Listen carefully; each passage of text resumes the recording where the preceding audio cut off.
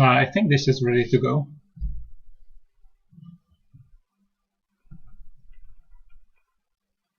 Let's see.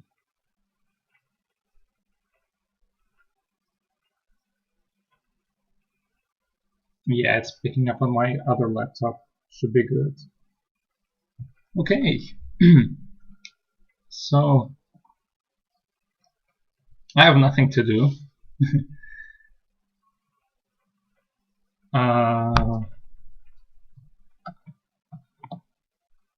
Yeah.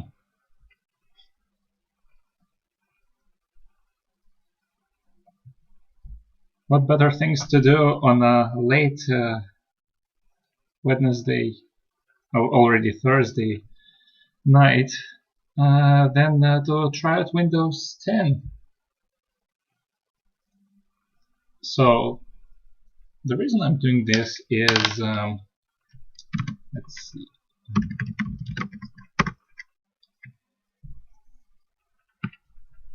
Recently, of course, Windows 11 came out, and yeah, it has some issues.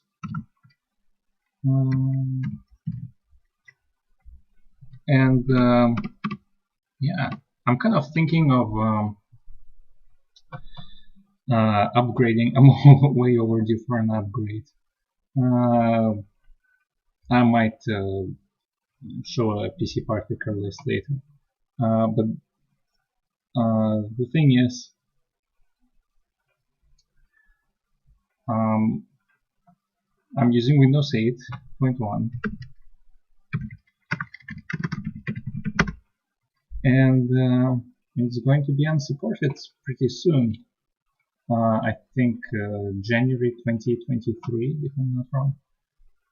But yeah, Windows 10 I'm really not looking forward to using. Just no. I mean, Windows 8 has its issues. Windows 8, or when it originally came out, oh my goodness, it was a terrible experience. And of course the interface. Sure, you have this start screen, the tiles that I'm not even using. The interface does have its differences, and it's tablet oriented, was meant to be tablet oriented. Originally, when Windows 8 came out, it was quite a bit worse in terms of interface and in terms of stability as well. I remember when I got this laptop that I'm using, it came with Windows 8. First thing I did was buy a hard drive, a separate hard drive, and install Windows 7 on it.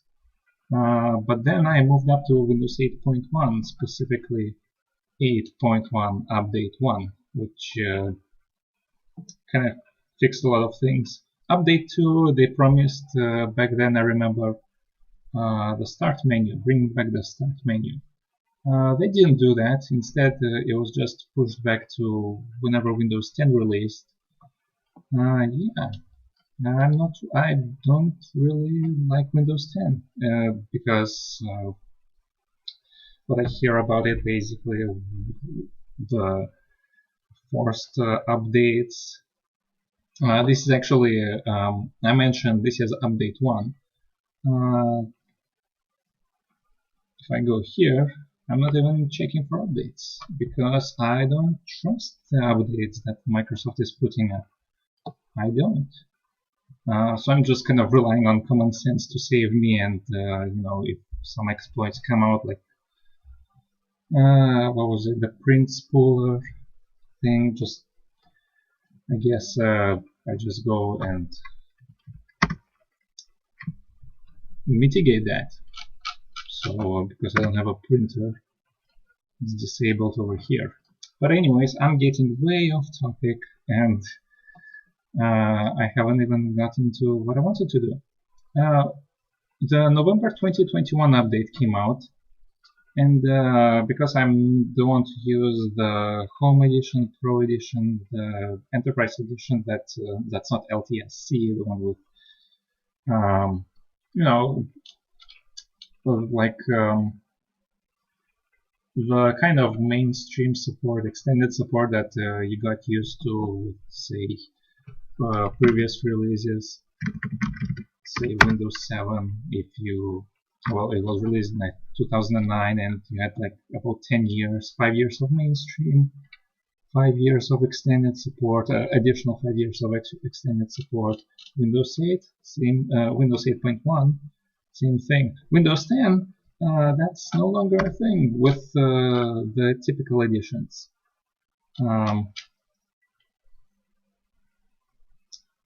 Yeah, but the long-term service branch, later to be known as long-term service channel, it has like the quote-unquote standard support. They actually reduced the support for the typical desktop version, so it used to be 10 years, now it's for this version it's 5 years. IoT Enterprise, still it's 10 years. No, I guess they have the mainstream support. Oh, never mind, that was... Yeah. One of the things I am interested in this version specifically is because over the past couple of years, I think they updated the what I call it. Oh, Ryzen came out about 4 years ago at this point, and I think the scheduler, the Windows scheduler, has been finally updated to, you know, better manage the resources on Ryzen CPUs. And the reason I'm testing this is I think this is what I'm going to be putting on my upcoming desktop, which will have Ryzen on it. So yeah, I have an image, and here we're just trying out Windows 10 on VMware Workstation Pro. I'll just create a new virtual machine. The defaults are fine. I prefer to select it afterwards. So yeah, I'm using 64-bit, 91H2. UEFI is fine. 2 cores, yeah. I mean, I only have 2 cores and 4 threads. And with the recording that's going on, I'm stretching the resources a little thin there. We'll see. 3 gigabytes should be fine. Yes. Say it just because it's the closest to what I have on this laptop.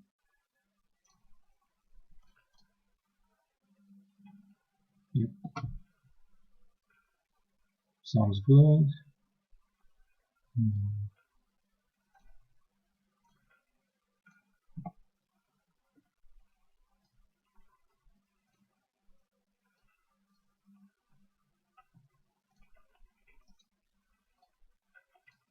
That's the image.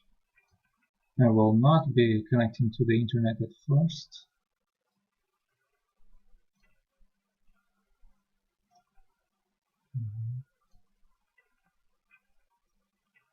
There's not much. It's kind of a mess to accelerate the graphics on this. I'll disable it.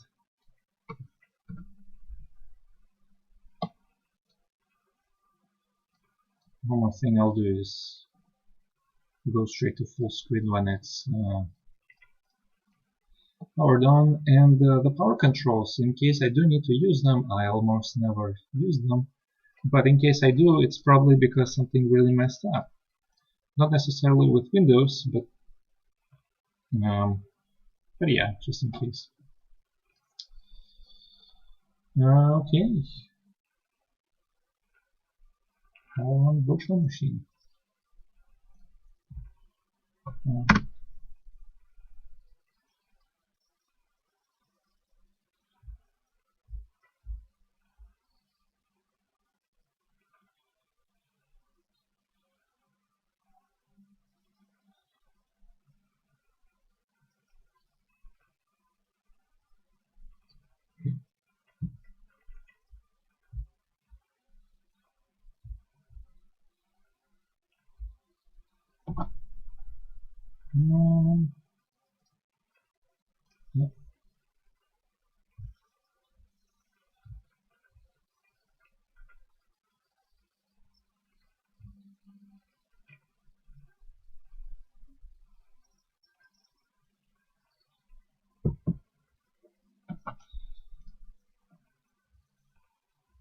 So this image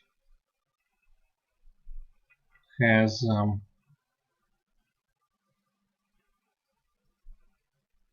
two editions. They're, from what I can tell, they're both identical in terms of what do you call it? Binary. Basically, they're the same image, just different editions. So just different licensing and all that. I'll probably go just for the Enterprise LTSC. The IoT edition is probably fine, but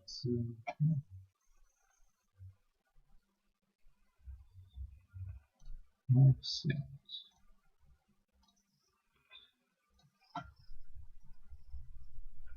Oh, that was quick.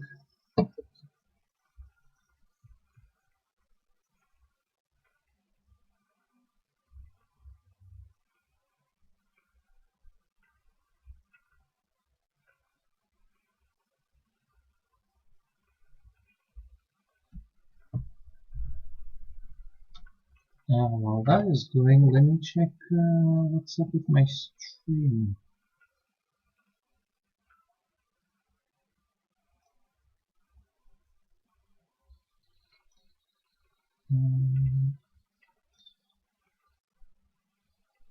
YouTube is complaining that it's some weird resolution.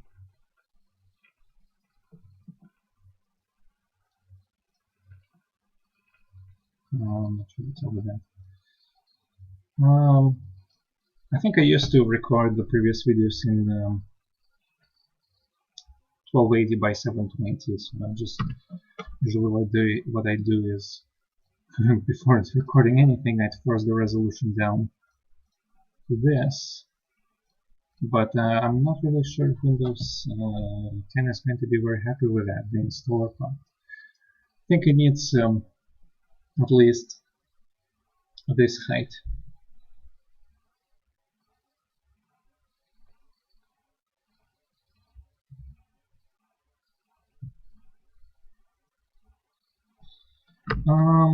While that is going, actually, let me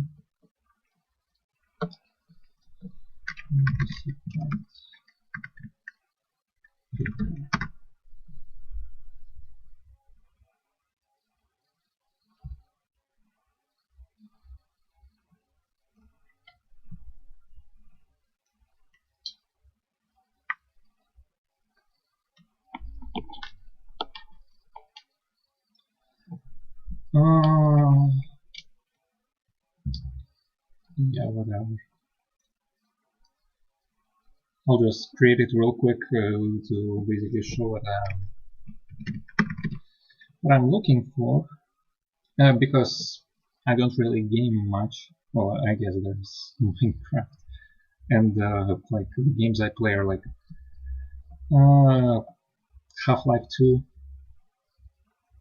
Doesn't even need much. So in terms of graphics, I guess I'm kind of lucky in that regard, especially nowadays. It's really difficult to get a graphics card, especially at MSRP, so that's a pain. But fortunately for me, I don't really need that much graphics power. Really, a dedicated GPU, like even something like a, I don't know, GT 1030, GTX 1030, I think it's GT 1030.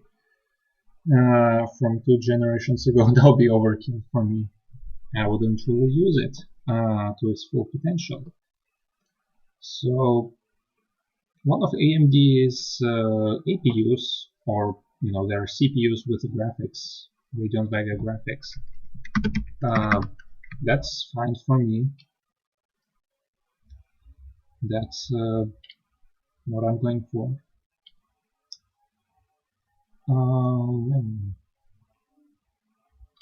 Here's the parts list that I've come up with for myself so far. Some things might change depending on whether I can get them here or not.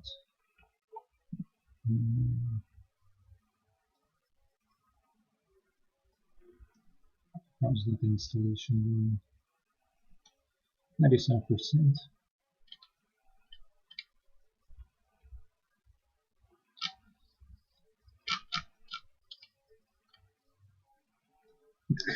It's kind of like I want this relatively not very powerful graphics card, CPU, and then I want to have a really nice memory. I'm not even sure if I'll be able to get it here, but where I'm staying, but I may get lucky. For now, this will be like the optimal choice. This motherboard, P550 chipset, this is what I already have so far. The only part I have so far. That's fine. Storage.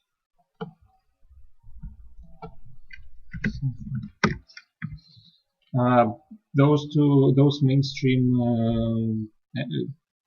M.2 SSDs, I'll get 2 of them for myself because I want to have, one of them will have Windows installed, another one will have Linux. I could dual boot it, sure, I could dual boot it on one single SSD, but I'd rather keep them separate. I think recently it has been updated. There's the SN570, so it's the SN550, the one I just opened. Apparently it's not a non-PC part picker, and neither is it available here. So I'll just grab 2 of these. As for storage, this is, I would say, the most disappointing part for me. What happened is, I'm not sure about Seagate, but I just prefer Western Digital, so I'm not too sure about, maybe Seagate's offerings are better for me. But, okay, Western Digital.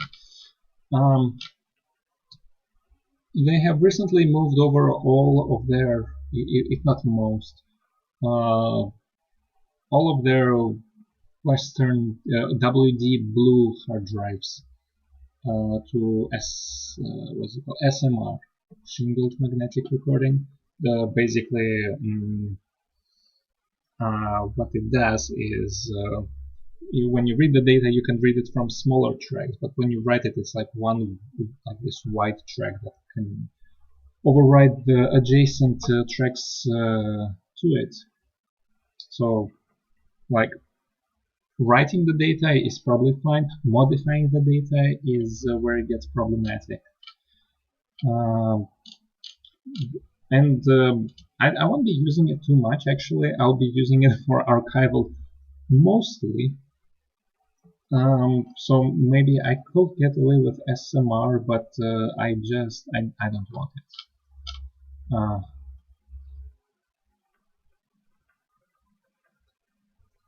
I'll go for the 4 terabyte model. Well, that's all I'll ever need. I mean, at least for now, that's all I seem to need. Yeah. I think this is the one.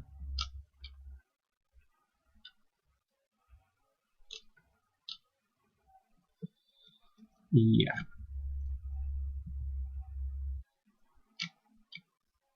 So this part really disappointed me because I was really looking at WD Blue, Western Digital Blue.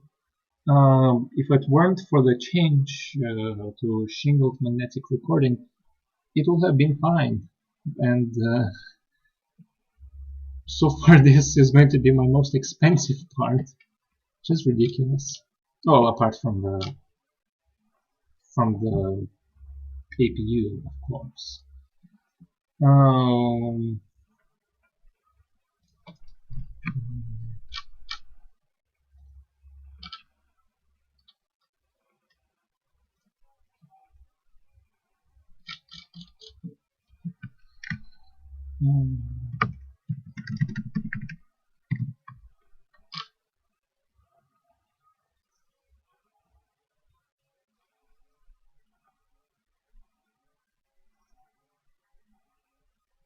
yeah, this one is fine. And so far, this is the partial parts list of what I'm getting for my new computer. Of course, there's some things missing, like well, I don't care about the video card. Power supply, monitors. These two I have yet to decide what I want in particular. So yeah, I want a dual monitor setup. I know that much. Dual 1080p, like the most basic 1080p, well, mainstream 1080p monitor I can get. I don't really need high FPS. I don't really need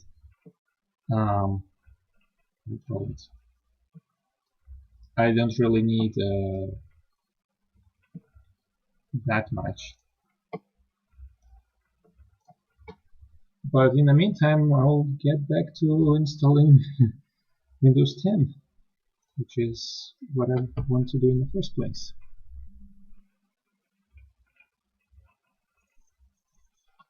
Yeah, that's fine.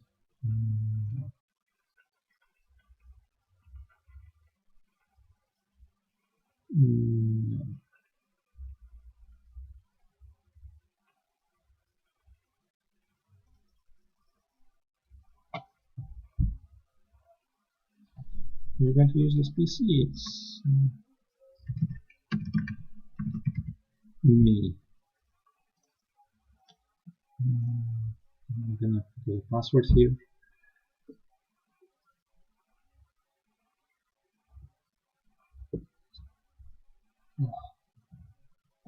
Privacy settings. Yeah, diagnostic data, required diagnostic data. That's fun.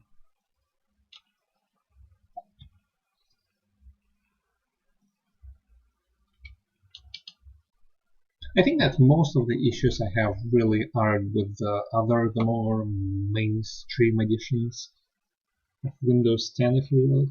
And I think LTSC, wink wink, because it's usually you have to get like a volume license for all that. But if you know where to look, you'll find it. I think this this edition will work out just fine for me. Well, it depends. One thing that's a big question for me is will it the other programs that I'll be using. Say, I do intend to keep this installation for 3 or 4 years without updates, or maybe with security updates. Maybe because since I think LTSC does not even have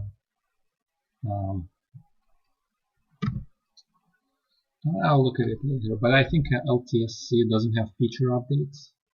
So, yeah, we'll see.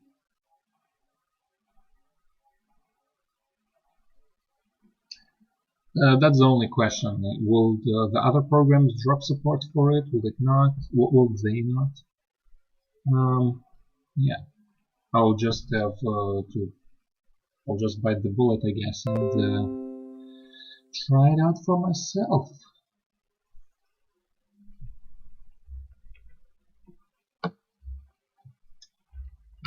It's looking for drivers.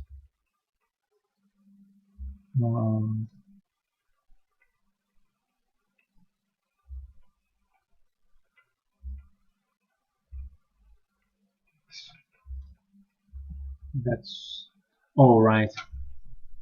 Yeah, I was surprised why I have this pop up. I thought I dismissed it already, but I guess I skipped that one in the past.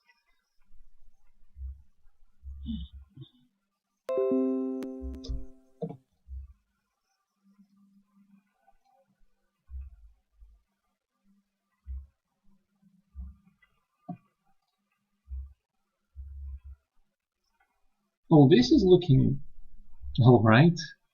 And of course, there's this life tab. Wow, that is wow. But I think this is mostly the what do you call it?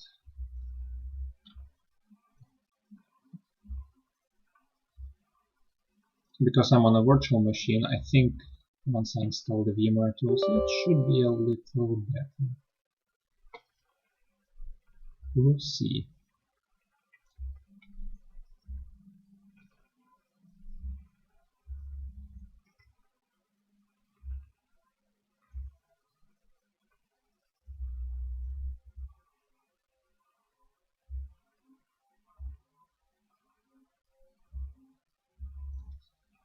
Yeah, though this is fine.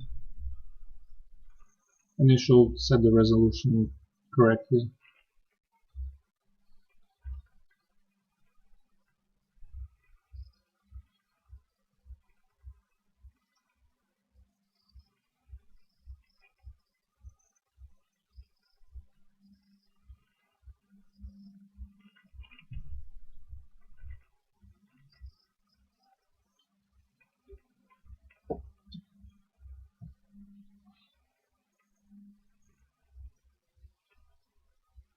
For me, the main goal of this stream is to get around the settings.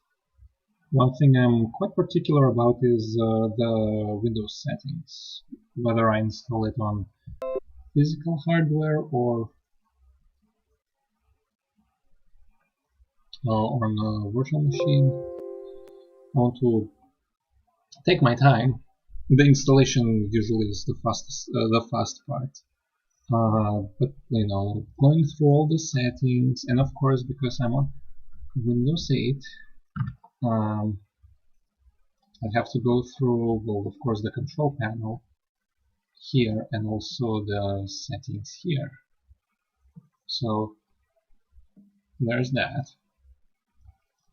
So I really take my time with these.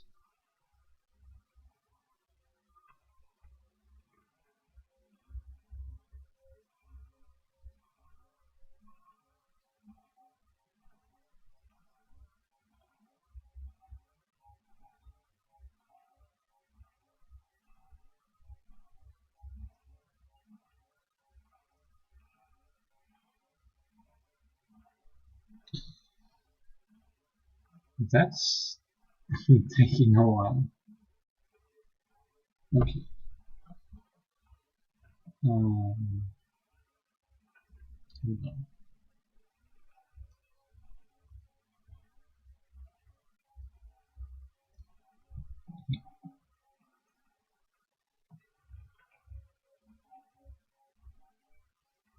Now that's done, I think the first thing I'll do is you're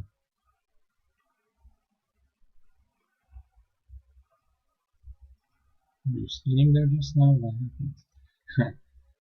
Anyway, first few things I want to do is because some settings are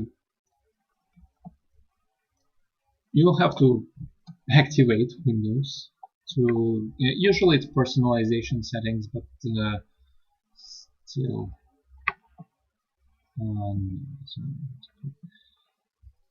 Yeah, I'm just going to use this activity.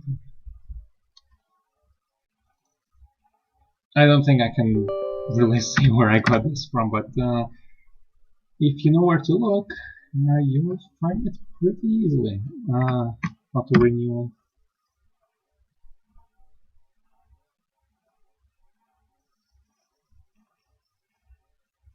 I mean, this is the volume license edition of Windows,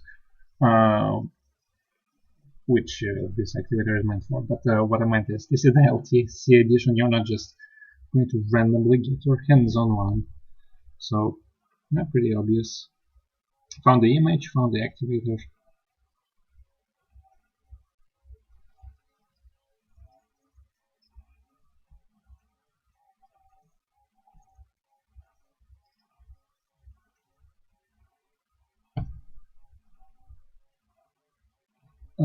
There we go.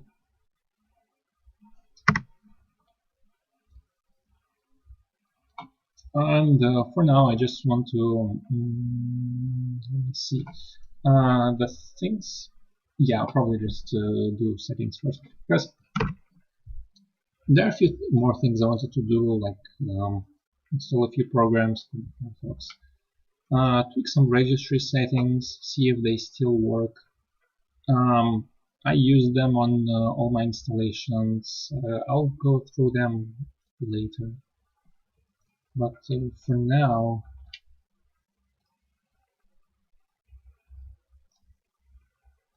I want to go through all the typical settings I usually go through. I noticed something here.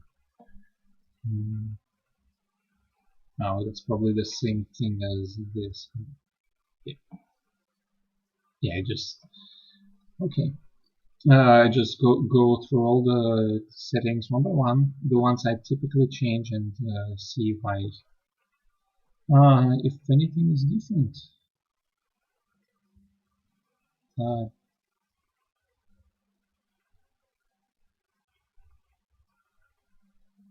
I'm not sure how VMware handles that, but probably.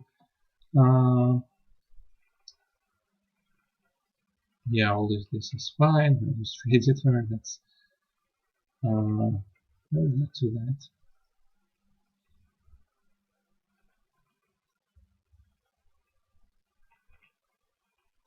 Two things I go in here and disable are, I think I mentioned it earlier, the principal, because I'm not using it, number one. Number two, which is more important, there was an exploit found, and I'm not sure what's the situation with Windows 10 like. If it's still exploitable, or if it's been patched, or if it wasn't a problem on Windows 10 anyway. But Windows 8.1 I'm not updating, so I'll just have to take the precautions there. So I disable that, and I also disable again issue with Windows 8.1. I'm not sure if it's issue with Windows 10. Windows search. Of course, like searching on the start menu. Here's the move there. Okay. Yeah, it will still work.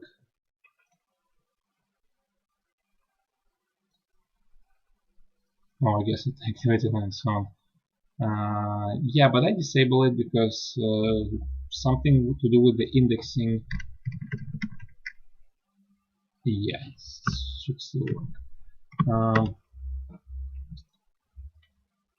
But it's usually to do with indexing in particular. So I disable it because what I've discovered is, go to Task Manager, thinking what's going on. Why is one of my cores being at 100% usage? It's Windows Search is trying to index, and it takes a very long time, or it just doesn't finish. and it takes up this whole core, and it's just weird. So I disable that.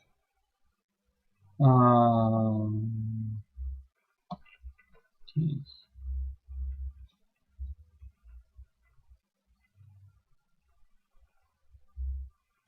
Does it do anything with BitLock? Yeah, it's off. Okay.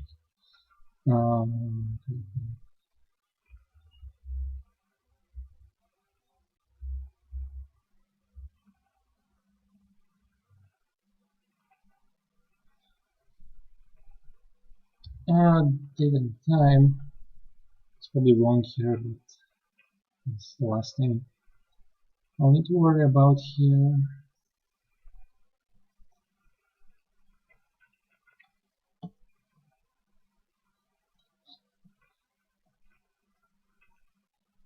Doesn't really matter, but just me being pedantic about some stuff. Always scan this section. Yes. No.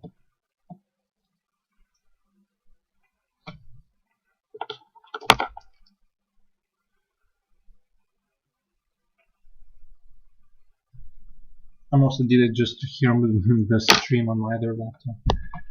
But anyway, I go here and disable sticky keys because I will most of the shortcuts, sticky keys in particular, because I did have a game I remember where you'll need to press shift.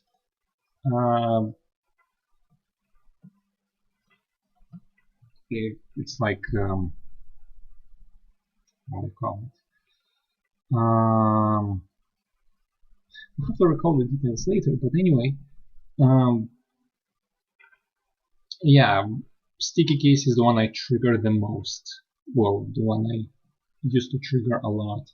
But I disable all the sticky keys, toggle keys, filter keys. Even though these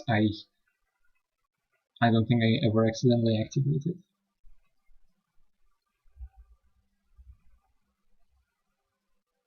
Okay. I'll explore.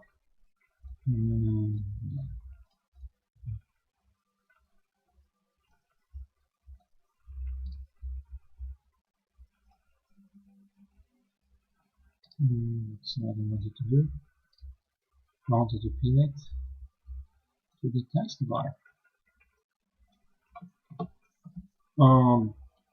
I noticed that as was with the first release of Windows 10 and the insider program before that, the beta releases, it will go to quick access, and I don't really want that. This PC, click.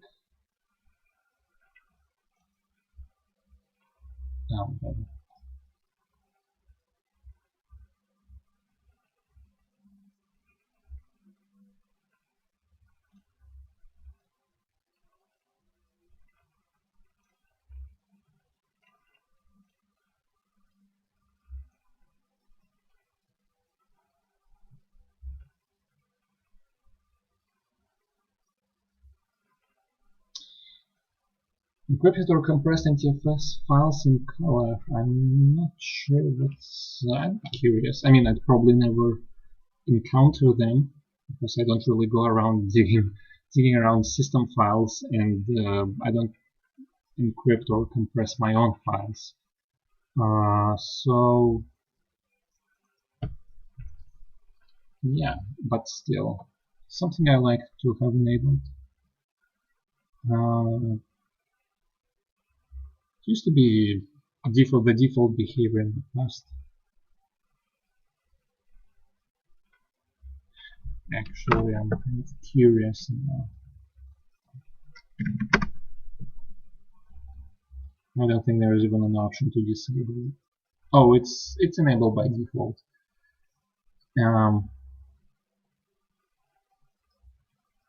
Because I've gotten so used to reinstalling Windows 8, installing it on virtual machines and whatnot, because sometimes I have a bad habit of throwing out the whole operating system if like something bugs me about it.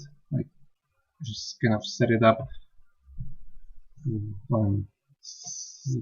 I tend to do that. It's kind of dumb. It's a huge waste of time. But the plus side is I got used to all to the defaults where everything is, and I just automatically go like enable this, and this. Actually, well, I messed that one up, but like the full path, this, and this. And then I got used to, and I just click apply. And I don't even look at these settings when I configure Windows 8. But yeah, this one is enabled by default. Windows 10, for some reason it's not. Separate process.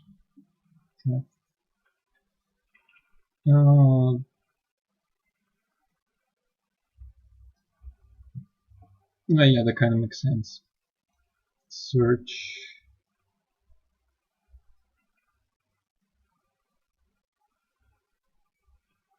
Yeah, that's fine. Font indexing.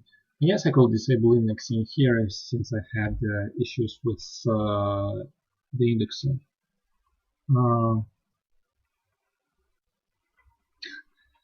The stream is looking pretty terrible with all the scaling and the oddball resolution. It's fine. You'll probably make it out. Anyone is watching this. I should really be recording this at 1280 by 720. That's the main problem. Like this laptop resolution is just, it's kind of weird. I mean, it was common, but it's weird. I'm not surprised that YouTube doesn't like that OBS. I guess it handles fine, but maybe not.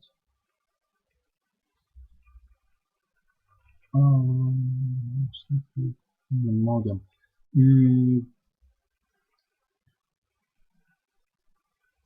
Got used to the notification settings being here, and it's not here.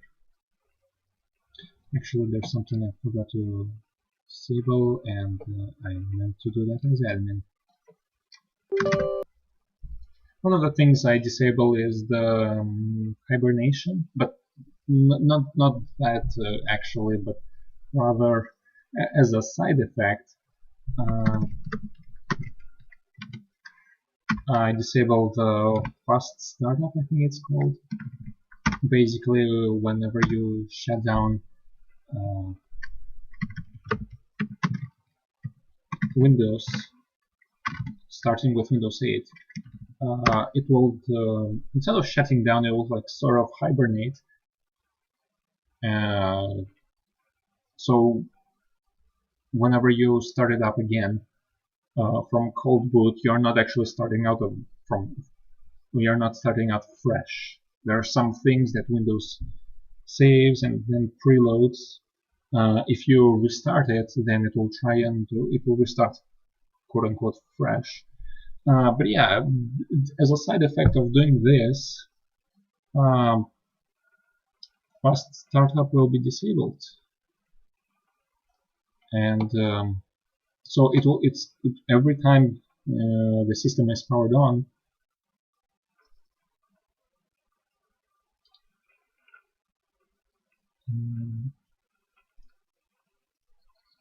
no, that's not bad. Every time the system is powered on, it will start fresh, and then load everything once it's booted up, just the way it was in Windows 7.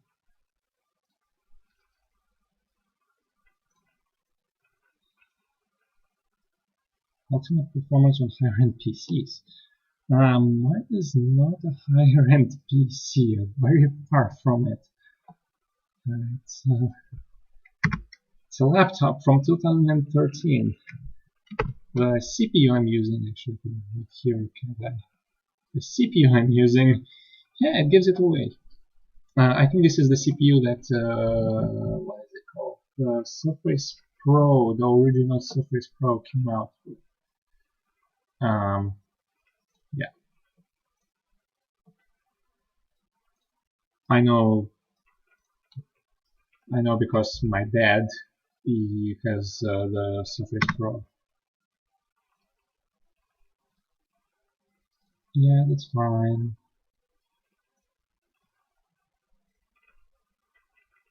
No Windows 3 can. I'm not sure what's up with that actually. It probably doesn't matter on a virtual machine, but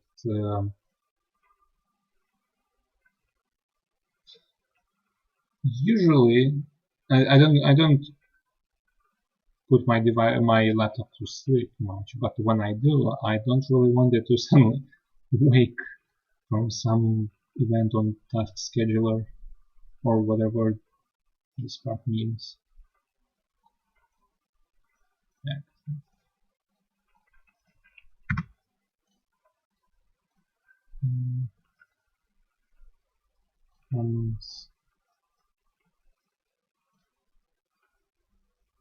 It's a laptop, of course, but I use it pretty much as a desktop replacement. It doesn't. It almost never gets unplugged. Now this one is going to be fun. I know there's a lot of things here. Maybe even more with the mainstream editions of Windows 10. But since this is LTSC,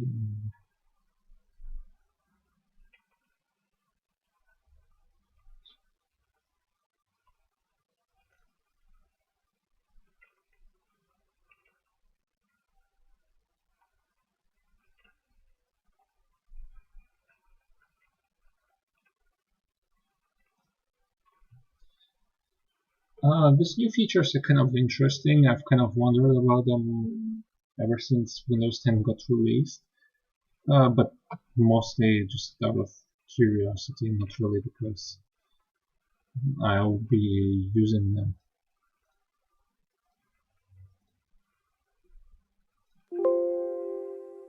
Yeah, I'm not going to be using that. Media features, no.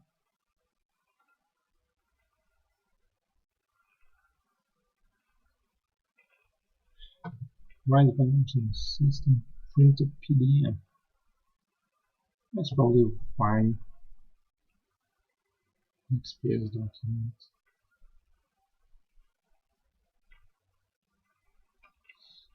Pretty sure I disabled that, but it was further below here.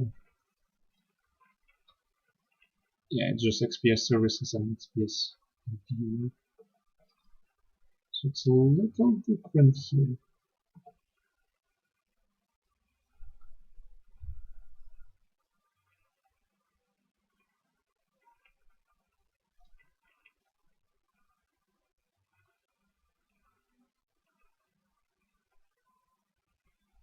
Actually, Microsoft printed PDF.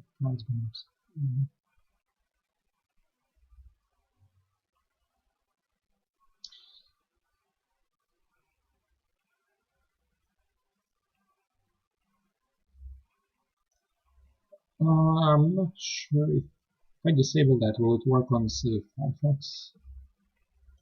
Print services. No. I'm just leaving it. This is also another thing that I disabled.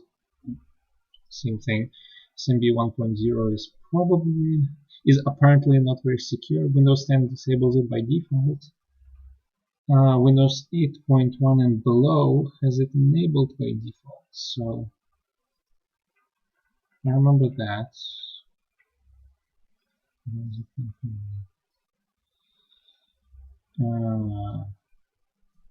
All the virtualization stuff is kind of intrigues me.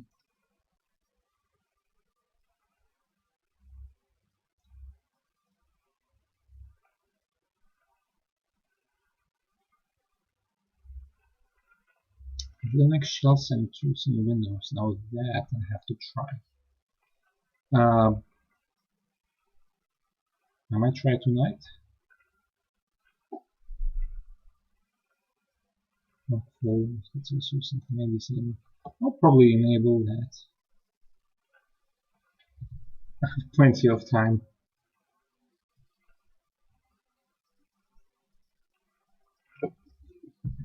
It just depends on how awake I am later.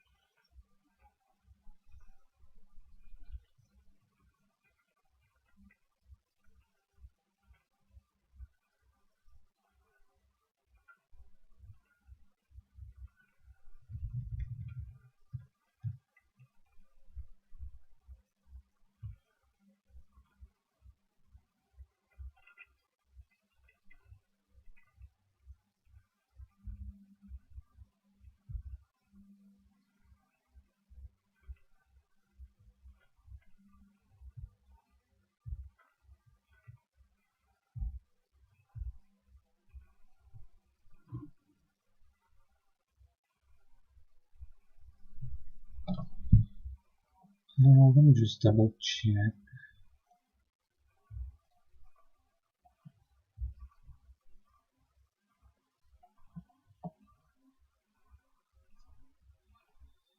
Others and features. Yeah.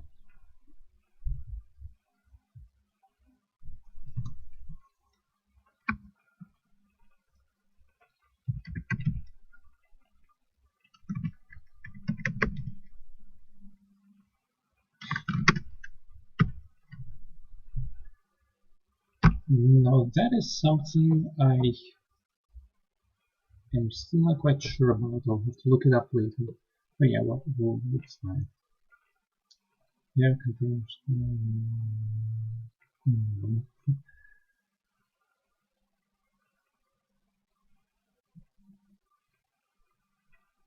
Internet Explorer is, well, it should be obvious. I think it doesn't disable Edge though, but it's fine. At least it's not Windows 11, which is doing some kind of I don't even know what to call it. It's terrible. You might have heard of it if you keep up with Windows 11. If you want to set another browser as default, you have to go one by one by each file extension and protocol.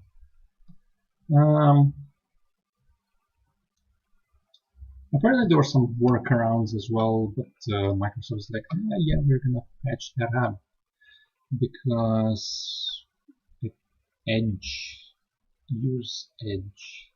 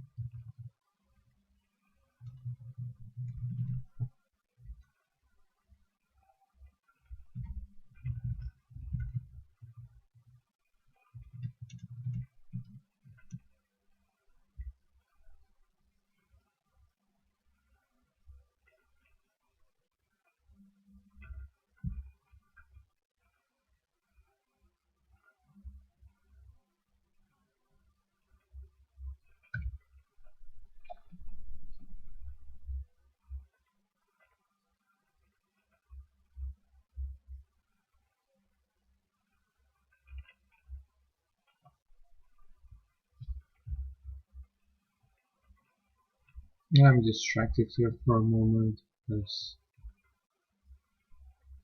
I'm doing stuff on another laptop.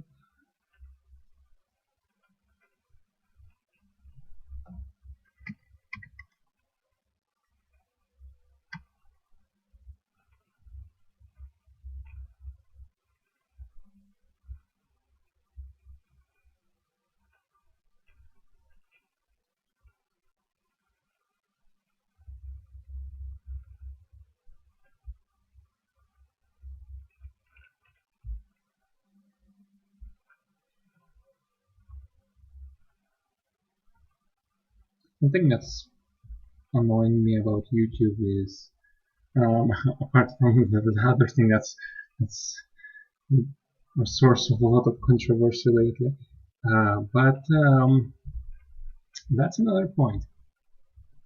Whenever you go to start a stream, and even though you specifically set it to allow embedding, apparently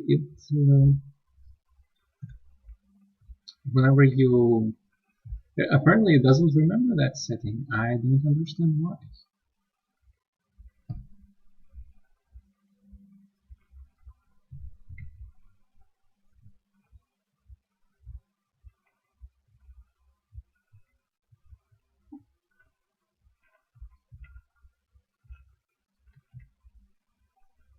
Basically link to my Twitter. Streaming myself trying out Windows 10 21H2 because why not? To wait for the second time. And hopefully that will embed properly this time.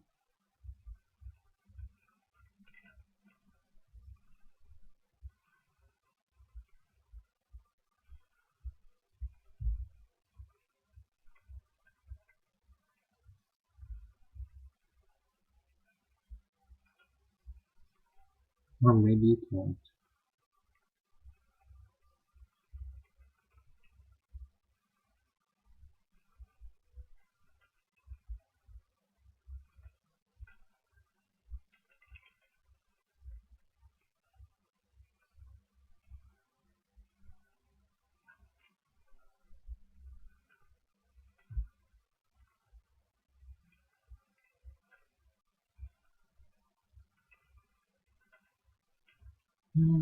Well, that's kinda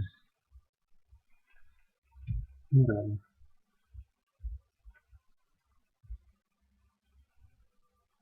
I'm getting way off track, so I'll continue figuring out the features. Not figuring out, but making sure that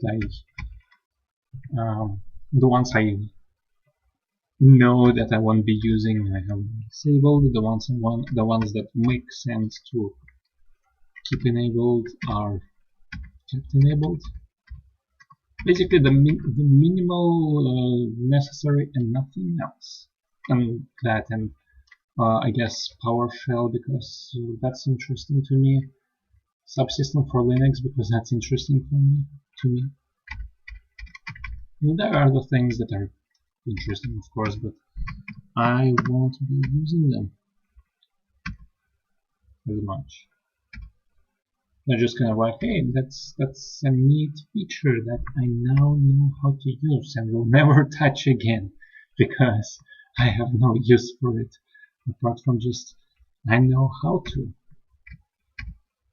I guess Hyper-V, but I'm used to VMware media features. I use VLC anyway, so that's fine. Print to PDF. That's the one under question. I have no idea what this does, but yeah, I don't touch it. SMB Direct, that's 3.0, right? 3.x, yeah. I'm not sure if I use that, but it's fine. It's fine. Such as probably not this one is specifically enabled. Let's move on.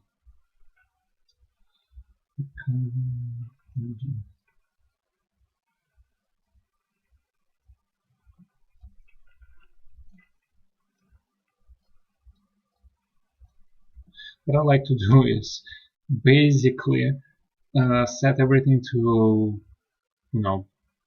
English US, but then make some tweaks like that.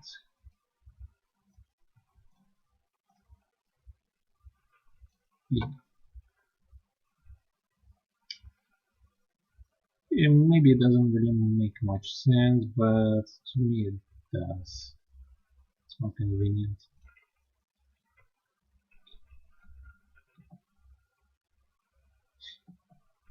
Now, Windows Defender. What I don't like is how they kind of like force you to keep it enabled. You can disable it for a while, but it will re-enable itself.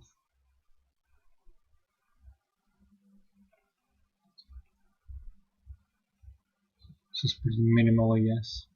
Just these two settings, and well, I guess you can take a look here. Maintenance.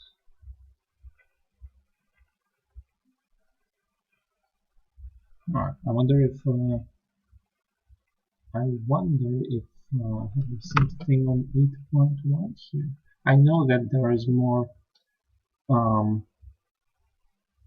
we have our protection updates on screen. Yep. Those are just the messages. Oh, okay, that's how it works. I could probably turn this on, but since I don't usually go here, I just disable the notifications, the notification panel. It's off. But anyway, what I'm used to is going here to Action Center settings and things like customer experience. The reason it's managed by the system administrator instead of being here is I have a where is it?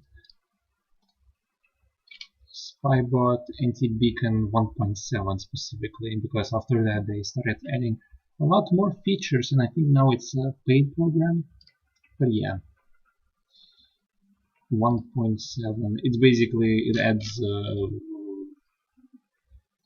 adds entries to your hosts file that kind of stops the telemetry from going back to Microsoft.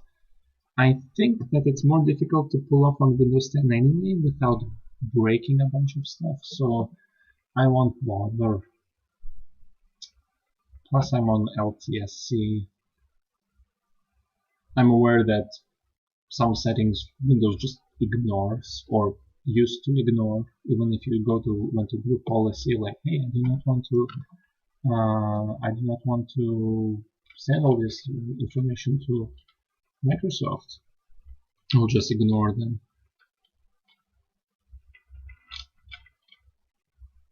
I'm not sure if they fixed that or if they're still insisting on their nonsense. Okay, start maintenance. And I never knew about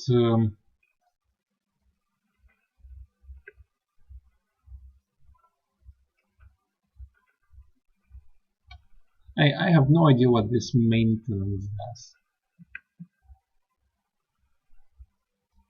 The only reason I'm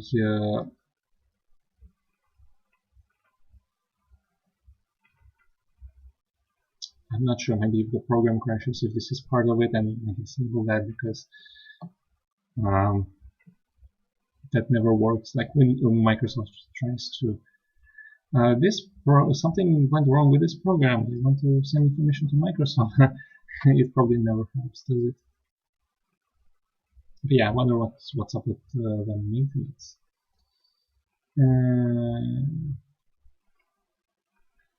I guess that will be like a way the setting on power. Oh, I can't really form my thoughts together, can I? So I wonder if this is related to. Will wake up my computer this goes in. I wonder if this is related to what I saw earlier on power options over here. It's related to this. Maybe it is. But I just don't like the idea that, you might be sleeping or something, just, let me just wake up and do that thing. Yeah. Usually I go with no sounds. I don't like Windows 10 sounds, they're too mellow. I'll probably do something a little silly later, even though I want to make use of it. Because I mute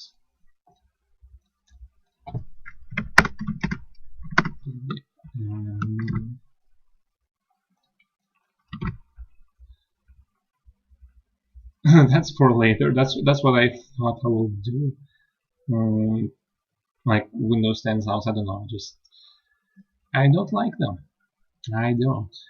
But you know, it doesn't really make sense since I just go and mute all the sound anyway. Whatever. Do I want to? No, that's pretty much all I do. Is to disable those sounds. Storage synchronization system.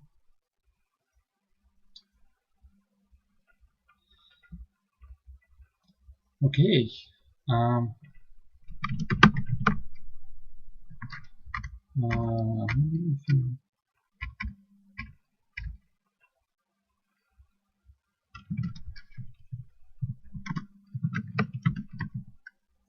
Yeah, that's it. That's still here, but how do I access it? It's not from here. Oh, yeah, that's how.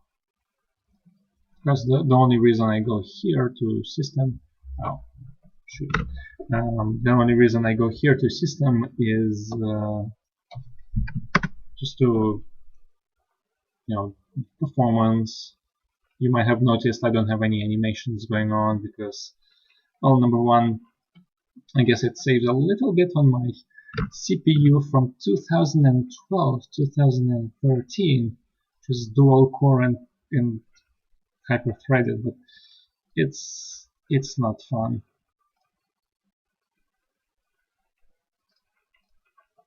Ouch. Yeah, that just goes and opens the other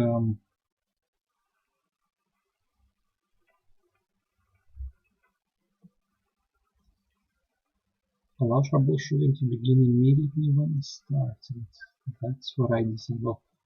Again, troubleshooting doesn't usually help. But yeah, it's kind of weird. It's still kind of weird how these two settings, at least with 8.1, you have separate settings, but at least they are less. What's the word I want to use here? They're less. I don't know what's the good word here to use here, but here pretty much if you open Control Panel and you click one of these, you're pretty much guaranteed to stay here. The only reason the only exception I think, well, maybe one of a few exceptions, but the only exception I know is if you want to do something with accounts, manage another account. That is the only exception where it will link you back to these settings. But I guess Windows 10 still cannot decide. And I think maybe Windows 11 as well still cannot decide what goes where. So yeah, system, it's gonna go here. That's fine. Whatever.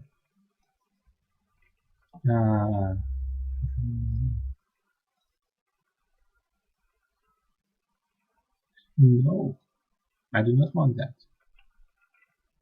I remember that there was something else that was different. Yeah. No, let me choose what to do. Never install Java software from Windows Update. And that was the default. Well, it was the setting that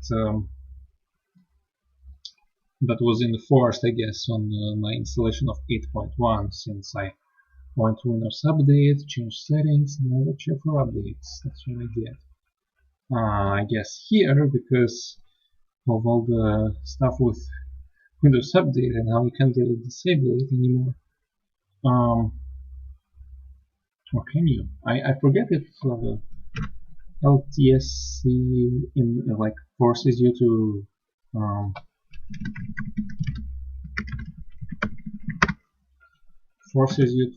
update as well. Update path.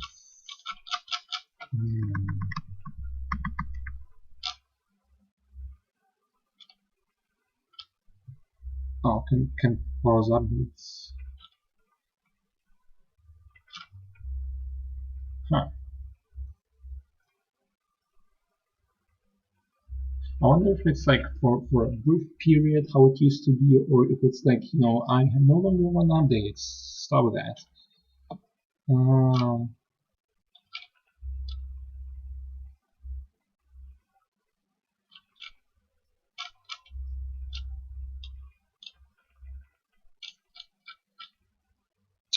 no, that's not where I want to be looking for this information. Yes. LTSC from LTS. User can defer updates indefinitely. That's what I'm looking for. Right.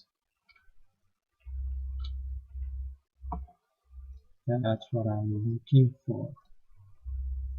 So network names, no. Device manager. Social settings, no. I do not want that. I already saved that. That's if it's the same here. Controls.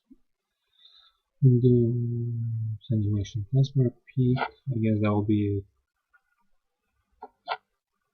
mousing over to bottom right. Well, I don't really use that feature, so it's fine. Thumbnail preview, shadows on the mouse pointer on the Windows. Something I noticed is because the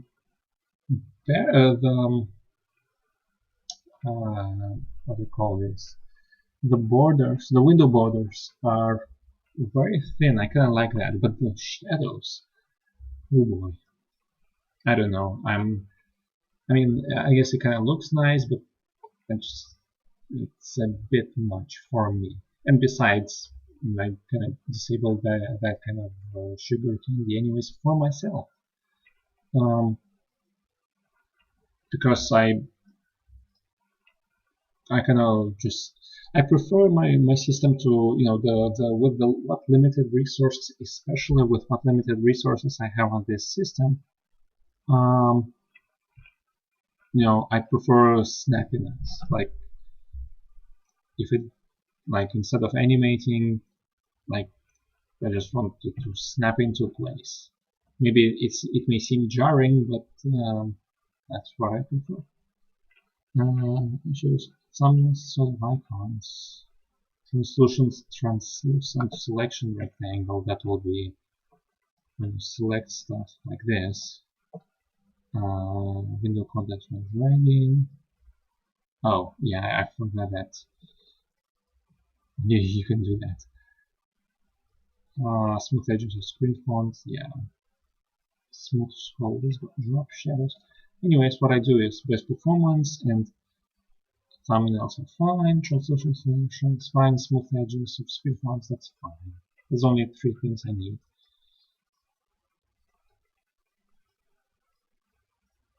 It does feel a little bit odd without the shadows.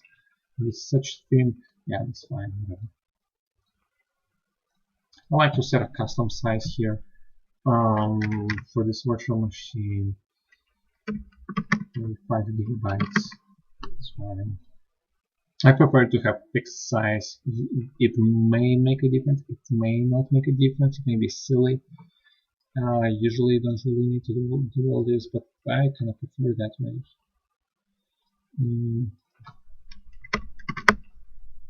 A lot of the things I'm setting up for myself is just because I'm pedantic about certain things I may not even stumble upon.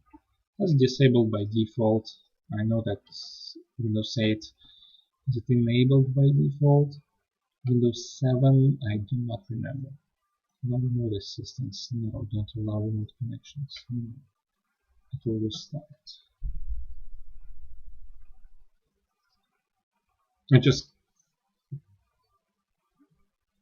The settings are a little bit different, but the stuff that I know is just I don't even have to think about it. Like, yeah, it will ask me. Most likely, it will ask me not 100% guarantee, but they'll ask me if, since I changed the page file configuration.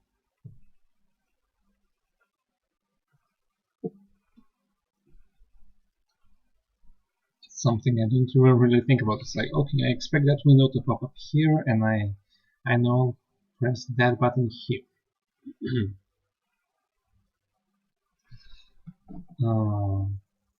This is the loading is noticeably slower. I do have Windows 8.1 with virtual machines here, just not right now, but I used to.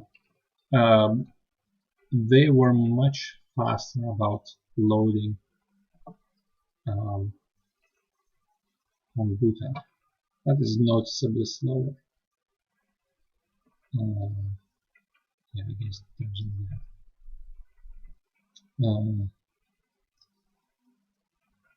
Oh, that's blue light. AG color settings. What's up with that?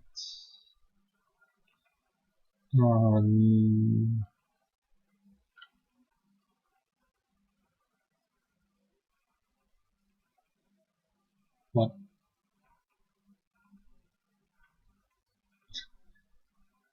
I'm not sure what's up with that. I'm not gonna touch it. Anyways, yeah, HDR settings 100%. Yeah, that's too low the resolution.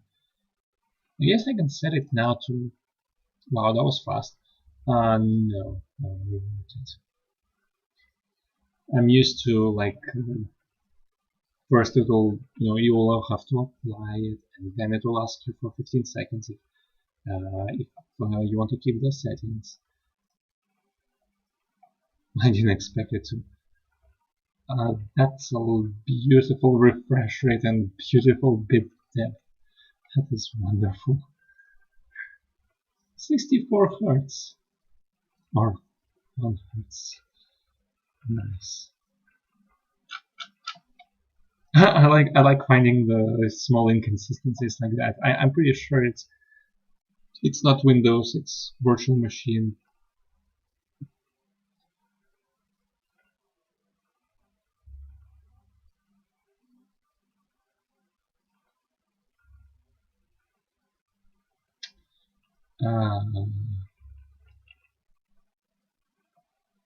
Oh, okay. I think yes. That's okay. That was a little strange to me at first, but I think. Aha. Settings is using my microphone. That's what I noticed straight away. That's actually pretty neat. Nice.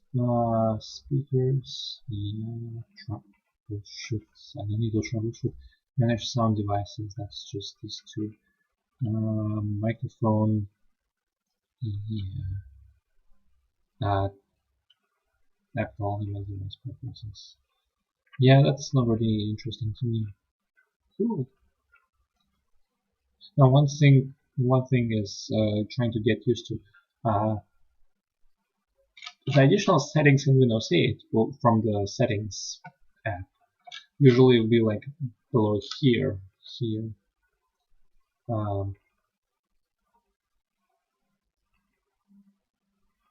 This is something I did not notice first. But going to sound here now, we have related settings on the right side. That's gonna take a bit of getting used to.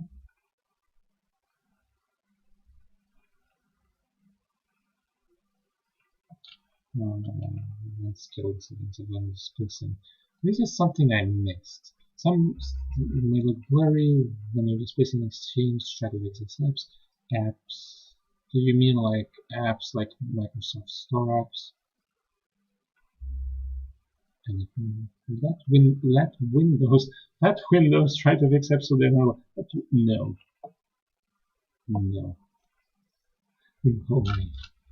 I do not want you to do anything. I do not trust you. Okay.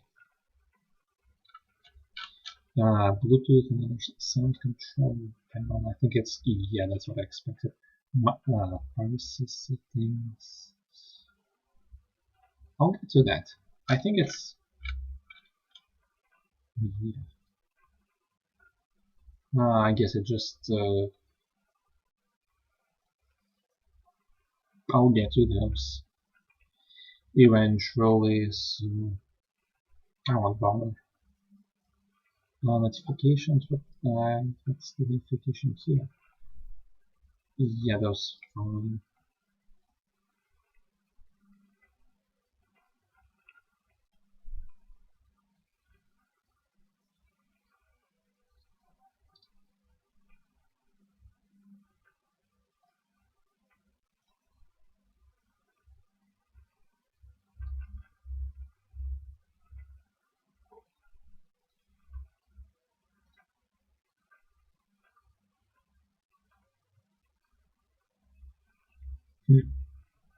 Okay, that's good. That's kind of reminds me of like the phone interface you have like on Android. You have like you have like those quick settings on top and then notifications below. That's kind of interesting. Yeah, I'll get to that. Quick actions. Quick actions. Are those the ones? Those are the ones. No. Leave it as it is. Although I might want to. I want VPN focus assist. Sounds interesting. Night light. Probably not. No, from apps and other centers to control focus assist. Is that what? Which notifications you can focus, which notifications send at any time. There's really a lot of similar rules when I look at this.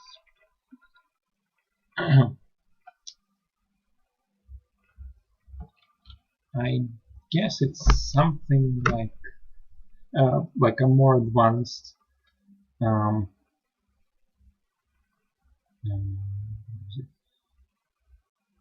I think it's version yes notifications. More advanced version of quiet hours. Like it's just like a fixed hours on Windows 8.1, I guess. Here, Windows 10 tries to be smarter about it. Get notifications, yes, it logs from the outer on any to play sounds. They probably won't play sounds because I've disabled them. Not disabled, I've blanked them. Suggest ways I can finish setting up my device. No.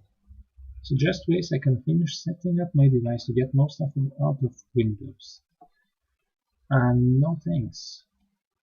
Get notifications from this too? Yeah, sure.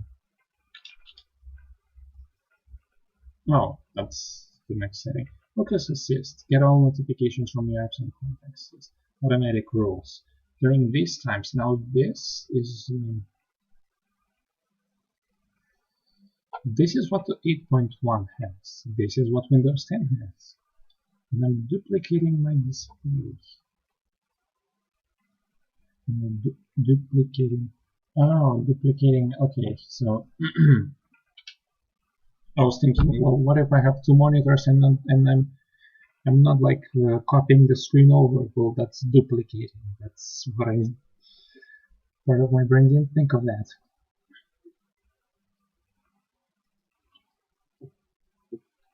And didn't register. And I'm playing the game I'm using.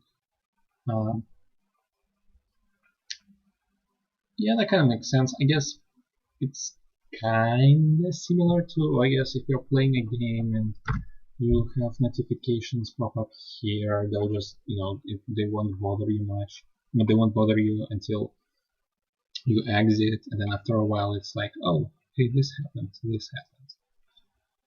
Show me a summary of what I've missed while Focus Assist was on.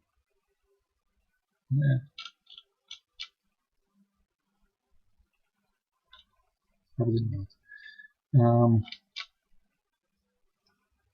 power and sleep additional.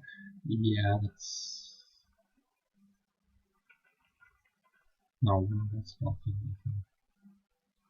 No additional settings here, so additional power settings. Yeah, we've changed that already.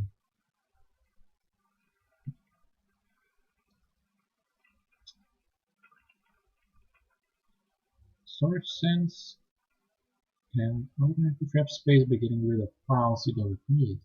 Temporary files and stuff in the recycle bin. Run during the free space. Delete temporary.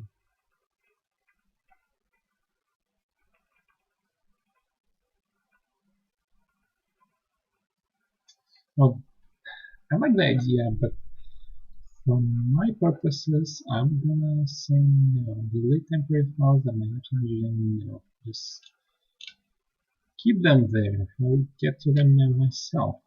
But I guess that's pretty handy. Delete files in my recycle bin. I guess that's useful. I don't use the recycle bin myself. In fact, one of the things I like to do here with the desktop is just small icons, properties. Don't move to the recycle bin, remove them immediately. And also display the delete confirmation dialog just so I don't mess up. There used to be a setting on older versions of Windows, I think. I don't know if it was on 7. I don't know if it was on Vista. I remember it from XP. You had like, you could decide, do you want to configure your drives one by one, or do you want to have this global setting for all the drives? The reason I mention that is if I plug in another drive or if I create another partition, I'll have to remember to, since I don't use desktop icons, to remember to come back here and re-enable desktop icons. Actually, I don't remember, do I have? Yeah, they're here and here. Come back here, re-enable them, go back here, click on this other drive, which right now I don't have, and no, don't move them to the recycle bin, I don't want that.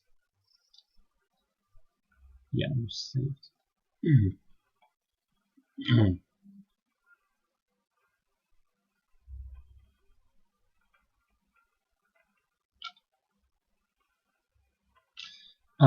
One of the registry settings that I actually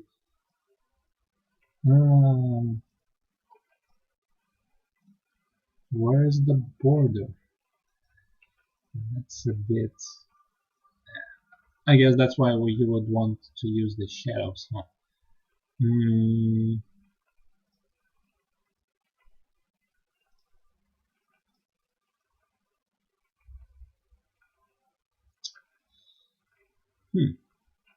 Interesting.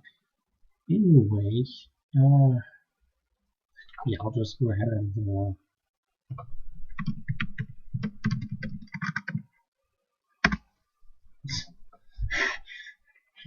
that type there just now. Shadows under Windows. I guess I have to enable that because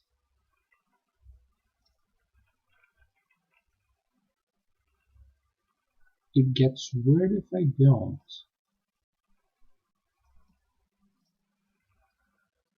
Okay.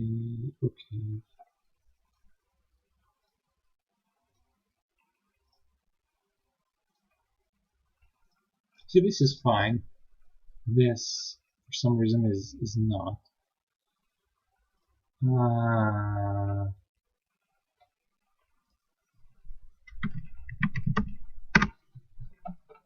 Let's play around with that a bit. Showing shadows under Windows.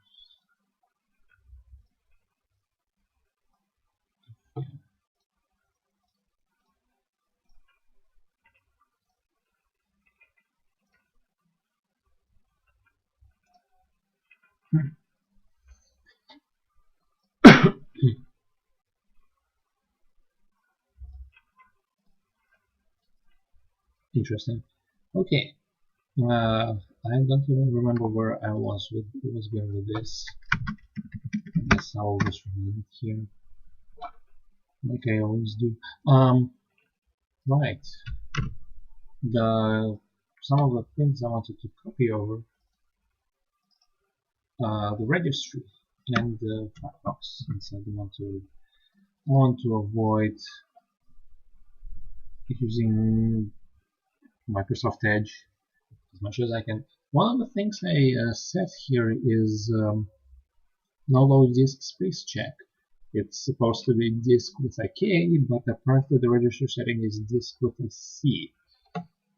Someone messed up. No, that's not what I wanted to do. You need to install printer. No. Cannot access. Yeah, okay. I wanted to edit, not print. It's just those text files. Where I got them from, most of them, is this handy article from 2 years ago.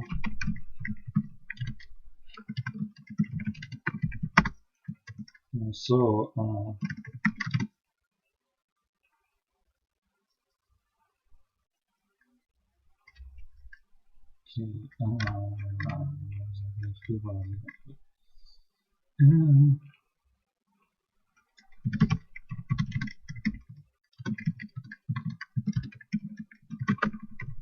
what happens is if you don't have that setting and you, for some crazy reason, I have a laptop that's a laptop tablet that only has like 32 gigabytes worth of storage to go about, and that fills up pretty quickly, and there's nothing much I can do about it. It's a laptop tablet. It's not like a full-sized SATA SSD. It's like this chip, this eMMC. It's integrated. Yeah, you can't do anything about it. It will get very, very annoying over here. It will display the notification once every, it feels like once every minute or once every 5 minutes. That is like, yo, your space is low. Do something about it. Do it now. I'll get to that. So I guess for those scenarios it will be useful, but I just kind of prefer to do this on my own. So neat. I won't be using it. You might be using it, but I won't.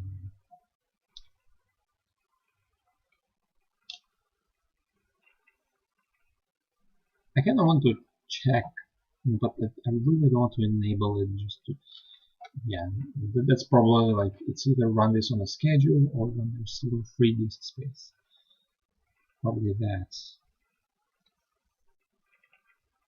Something I noticed. 9.2 kilobytes. Disk management. I wonder how much space. There's 100 here, 128. That's probably not mentioned. The Microsoft Reserve partition.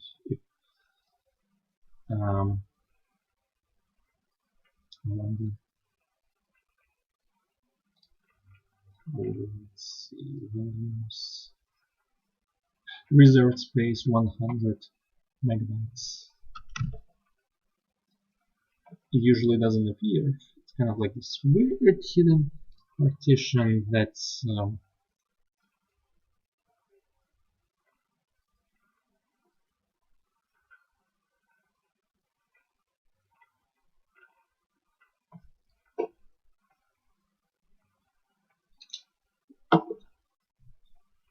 so that's a bit different. This part is on Windows 10, seems to be at the end.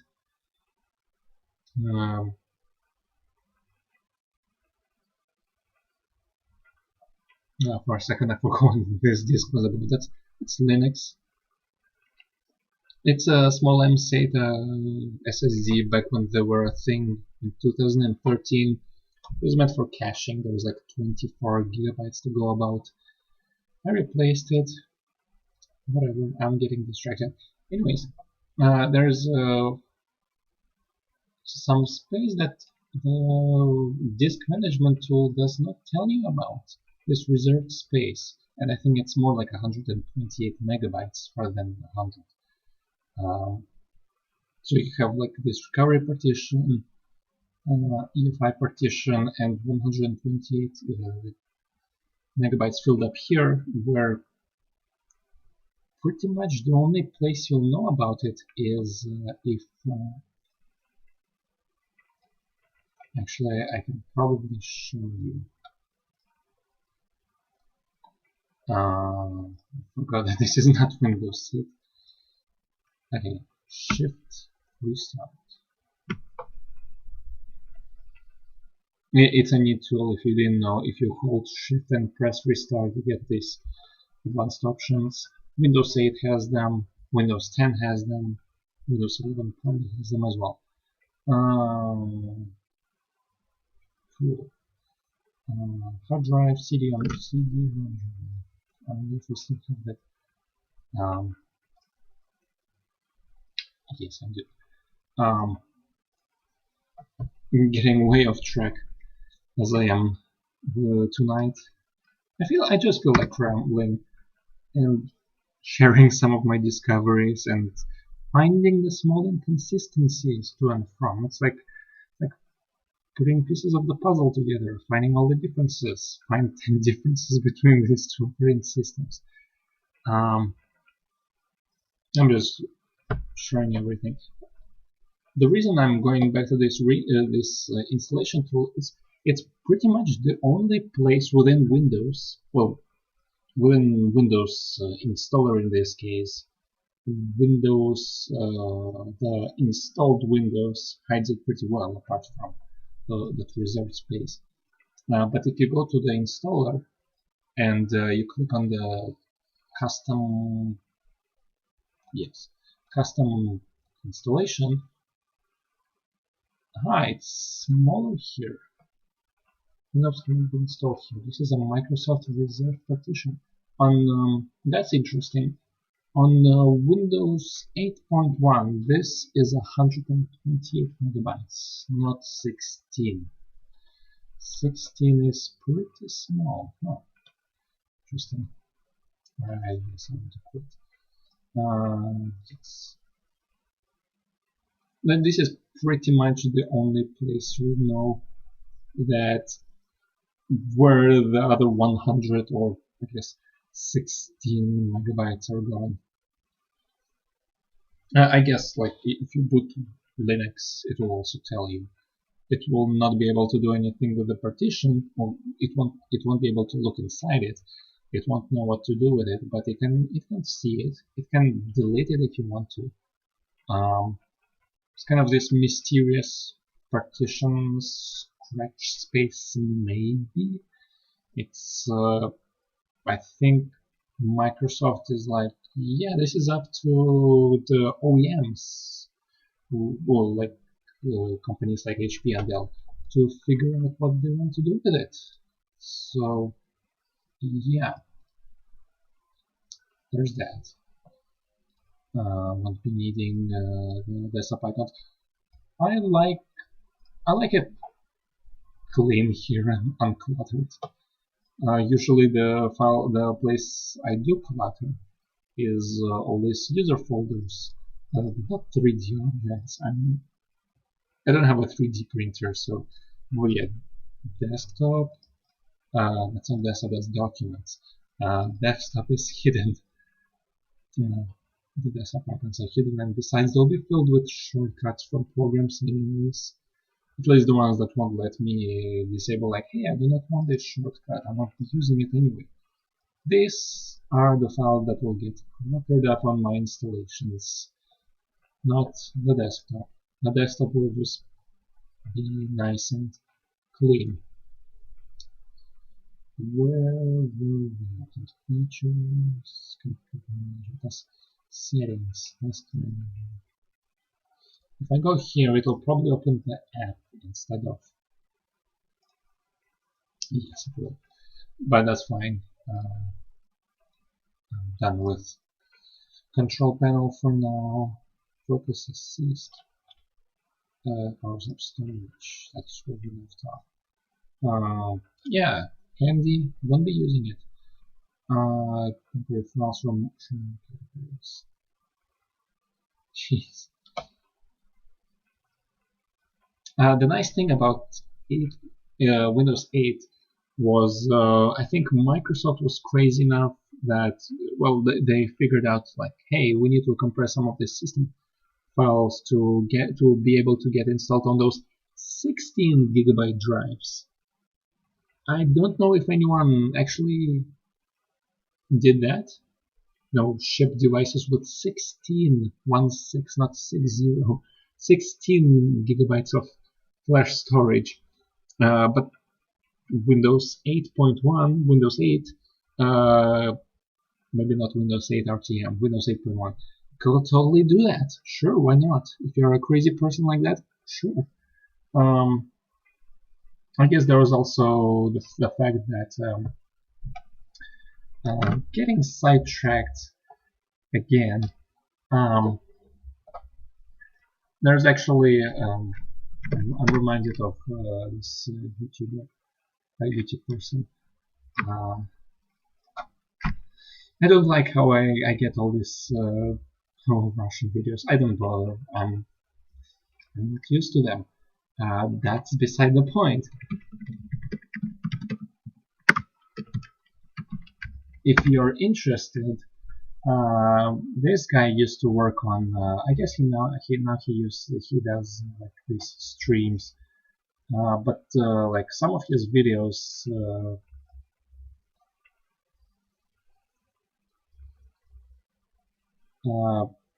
He talks about he used to work on on Windows. Oh man, it's been a while, huh? Oh, actually, yeah. Windows 10s. Yeah, he's also not a fan of jobs with support for Windows 8.1 and yeah, that was a thing. I think one of those videos somewhere around here where he talks about and criticizes Windows 10 pretty fairly, in my opinion. But he talked about behind the scenes that Windows 8 people disliked it, of course, because the interface, right? But they did a lot of things behind the scenes to actually make it leaner and thinner and more compact, because they wanted to ship devices on those ARM processors. If anyone recalls the Microsoft Surface, not the Pro, the original Microsoft Surface. By the way, these are the registry hacks. I guess I didn't open. You can go in and have fun with these. These are pretty fun. These should work on 10, maybe 11. I use some of these, and also the. Did I open that one? No, I didn't. There's also another one that's not mentioned here, like how to get rid of that annoying pop-up with no low disk space check. It's somewhere else. I'm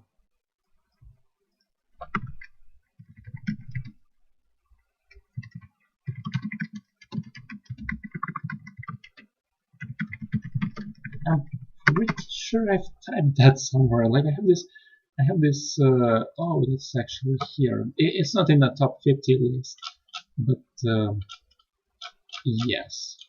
If you want to go and have fun with that, yeah, yes, should be taking as well. Yes, but spelling requires yes. That's what I mentioned. Yeah, those are pretty fun if you know what you're doing. I know what I'm doing with these, but yeah, the registry is a mysterious place. I actually kind of wonder, like, how do people even figure out those registry hacks? But yeah, if you follow instructions carefully, or if some of them even have the downloads, like I think this one, download or one-click, yeah, that's probably fine. You can type it on your. I'll type it out on your own if you want to do it on your own. But yeah, 20 gigabytes of system and reserve. I wonder if this includes the page file.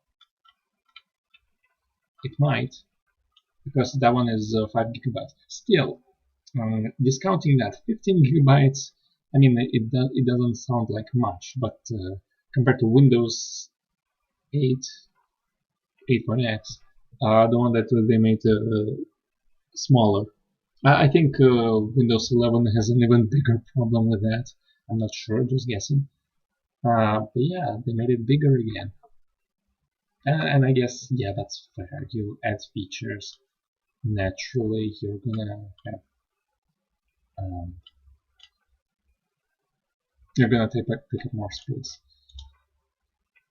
What about that Windows Vista? Like jumping from XP to Vista, that was a big jump in terms of requirements and storage. Storage using devices. Actually, I need to pay attention to this. More categories. Yeah, music.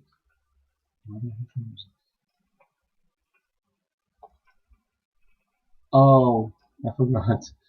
It's the ones I copied over from Windows 8.1.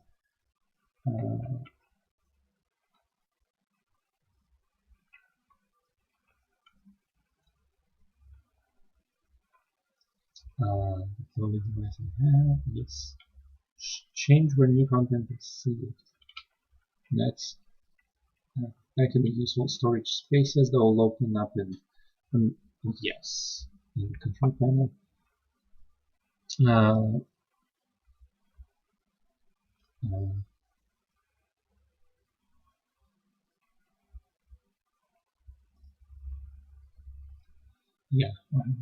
optimize drives. Oh, okay, that's backup options. Feature the drive with photo backup. It will still work on Windows 10.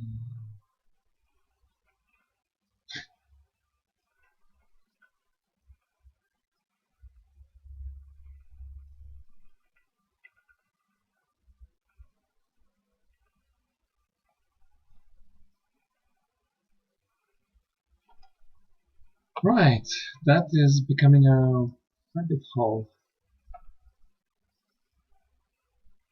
All the settings. Let's go back. That's a lot of levels. Like going deeper and deeper and deeper still. A bit. Use the appropriate phone. Never use tablet mode. I mean, it will most likely never switch to tablet mode in the first place. This is a regular laptop with no touchscreen.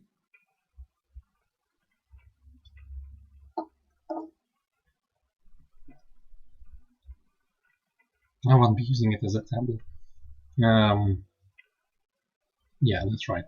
Tablet mode is on. Hide apps. I'm using tablet hide app icons on the taskbar. No. I wonder if it's referring to like apps like Microsoft Store apps or all apps. Not sure.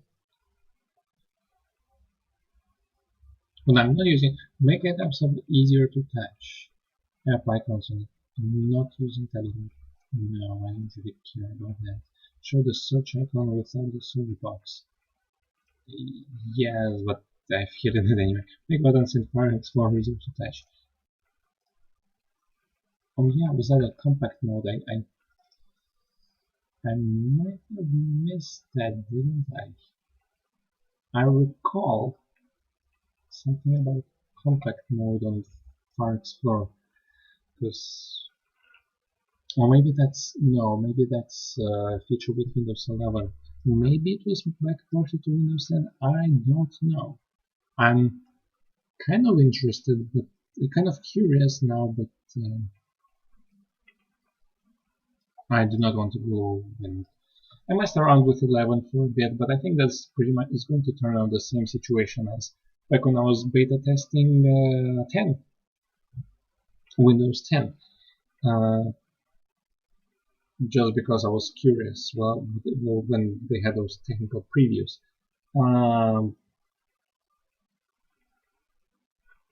Back then, I remember I was kind of like more concerned about privacy, if you will, like more concerned than nowadays. I mean, it's just kind of now it's more of an annoyance, sometimes a huge annoyance, when it's not really private or anything. But like back then, it's like, oh, everything is sending data to Microsoft. But back in the beta days, someone actually paid attention to the EULA, And Microsoft mentioned that they're gonna do a lot of stuff with your data. Gonna collect a lot of your data. So that got to the news, and that got to me, and I'm like, okay, now we are done here. And of course, then there's other controversies like get Windows 10. That's another reason why I have a Windows Update disabled. That's not where I wanted to go. I wanted to go to Control Panel. You really cannot trust the updates. I mean, from a security standpoint, if you're a typical user, if you're not a power user, or maybe if you're a power user and it just kind of makes sense to you, you can figure out your way. Yes, Windows updates, keep them, really. I disable them because I'm a crazy person and because I really do not trust the updates. My first experience with updates breaking stuff was actually on some old computer back when I was running Windows 7. But that was an ancient computer by those standards. So it was like F1 64 or something. Not 64, maybe F1 XP. But those days, like mid 2000s maybe. That kind of hardware. Windows 7. I install updates willy-nilly, and eventually what happened is my system blue screened and didn't want to boot again. So that was my first experience with Windows Update on 7, like which was, you know, it was an alright operating system. It was great, but you know, still managed to break something. Right? No, easy to know.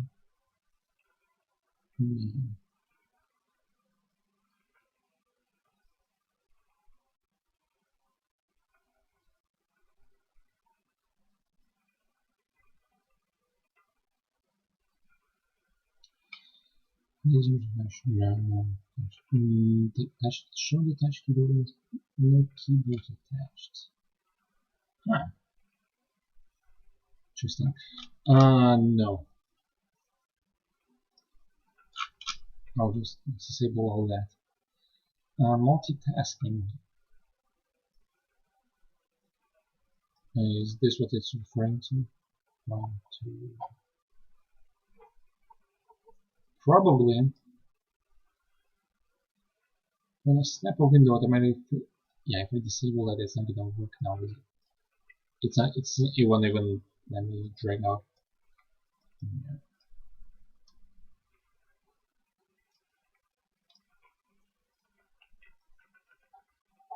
Yeah, this is it. This is neat, and it's nice that you can put it in corners now. When I snap a window, automatically size it to fill available space.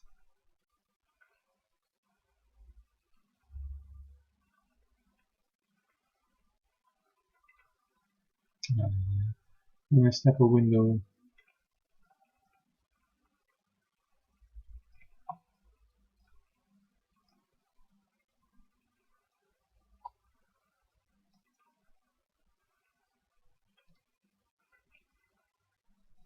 I forget if there was like some. Oh, okay, yeah, that's what I was. Yeah, putting.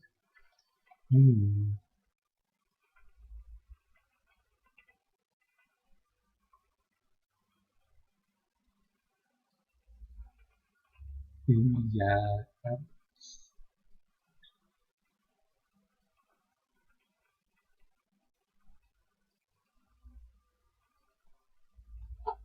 I wonder if it means like we have apps side by side.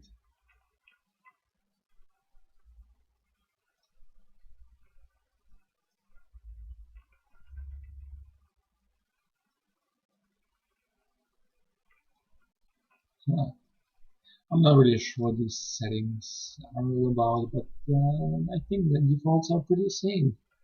Once short suggestions on the timeline. Open.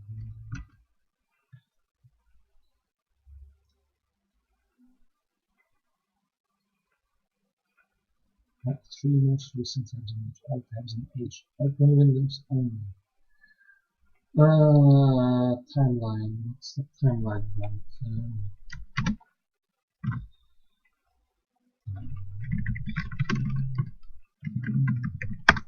Yeah, it's probably gonna tell me about the version history of Windows. Yeah, that's what I wanted.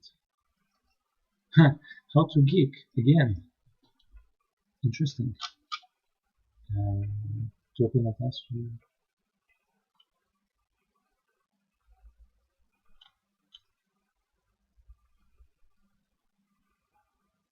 Oh, that's what it is.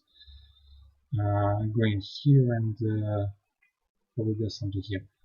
That's cool.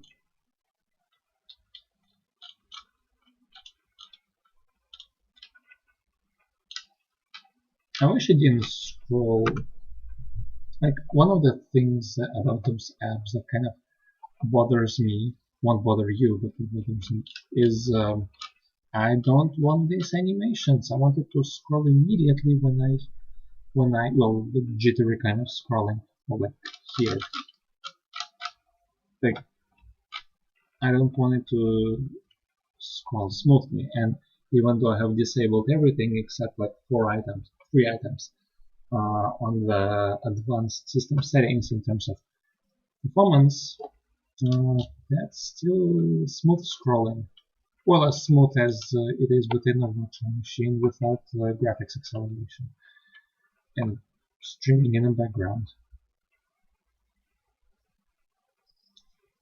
On a taskbar, virtual doesn't show only the best of them using. So not have them to open yes. That seems pretty reasonable projecting to this PC. This is cool.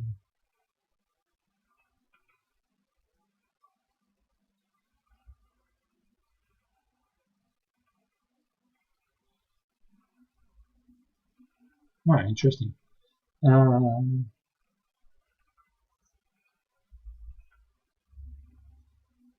Also notice that the installation doesn't really ask to. Maybe it's different for. I forgot.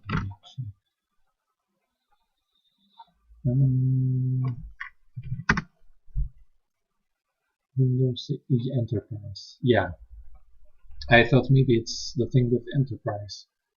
The installation asks you for your computer name. The installation for Windows 10 did not ask me for my Windows name, just came up with it on its own. That's fine, doesn't really matter. Just again, one of the things I noticed, projecting to this PC is not supported. That's fine. I might change it just because. Advanced system protection. Rename this PC advanced. How is this advanced? Oh, it's advanced because it goes to the advanced. Right.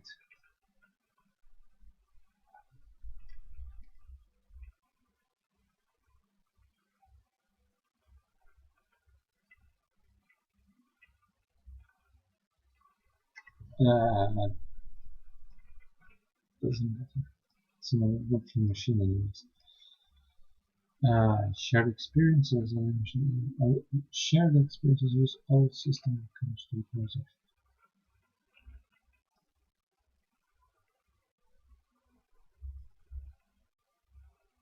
For a second, I thought that was like I have multiple users on my host system. So like if I go here and I click here, I'm not gonna do that, but if I click there's gonna be another user that's gonna be able to log on.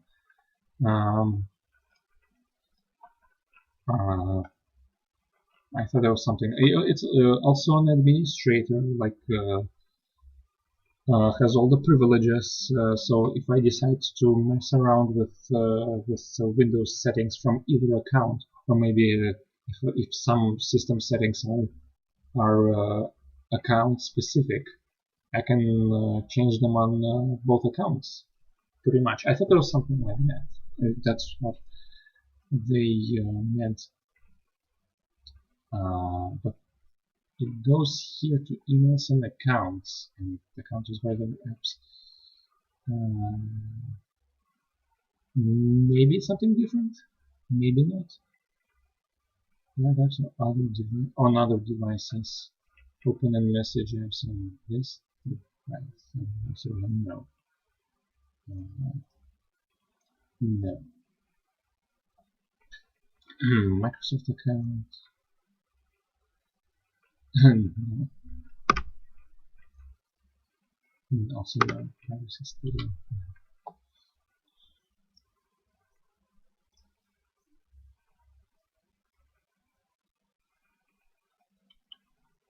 Clipboard. On the cursor. Yes, that's the clipboard, alright. Save multiple. Oh. Logo key. Oh, that's cool. Also won't be using it. Paste text on your other devices when you see. This is like a shared clipboard.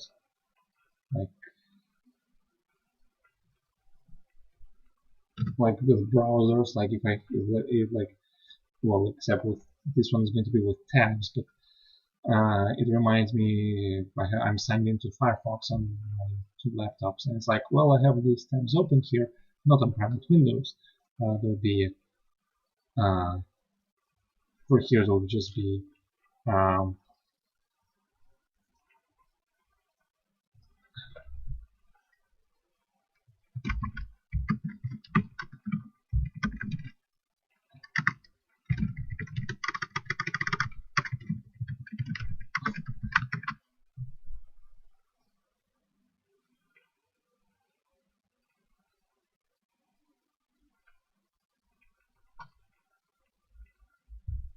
I mean, it kind of is. Anyways, if I open particular tabs here and I go to my other laptop, it will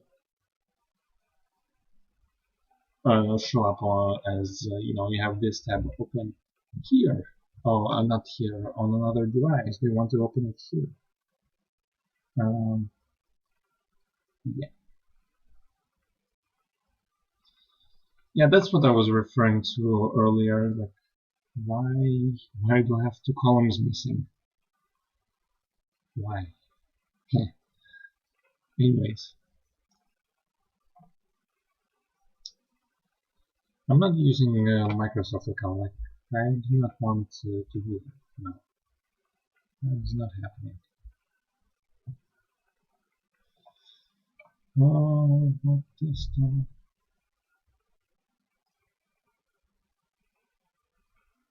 Let's connect and control this. But not Linux. Okay, technically there is Linux but essential. You'll be able to work from another devices. No, but it's kind of interesting if you could do that from your phone. That's cool. About monitoring protected. Is it activated? I hope it is. Well, does it register as activated? I know it's.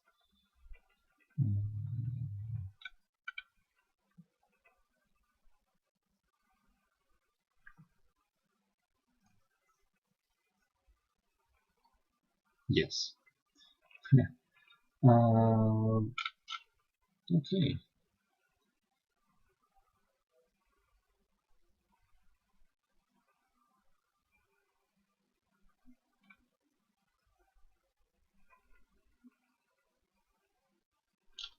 Nothing interesting here. I guess there's my crappy laptop CPU.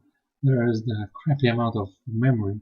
This laptop came with 4 GB of memory. I upgraded it to 8. With the virtual machines, well, if I didn't use virtual machines, 8 GB probably would be enough.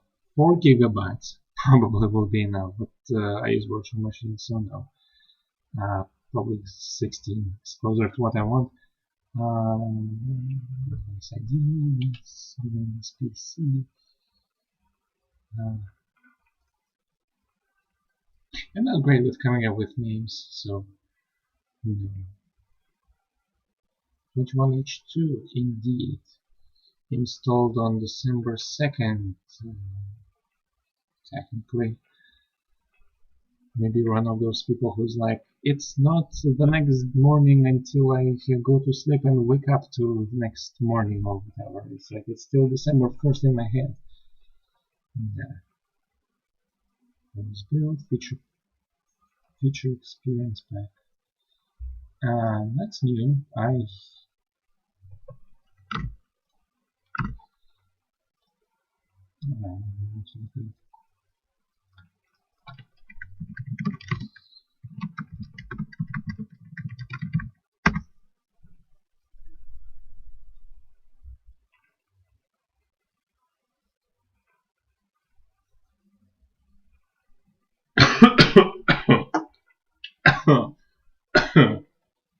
Excuse me.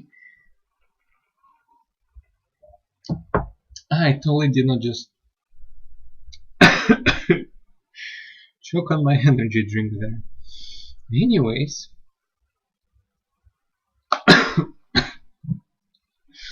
oh, it's kind of impressive how, especially this author, Chris Hoffman, I appreciate his articles. I haven't, before today, I haven't really explored much about Windows 10 because, yeah, it didn't really interest me at the time. But yeah, he apparently has a lot of interesting articles about Windows.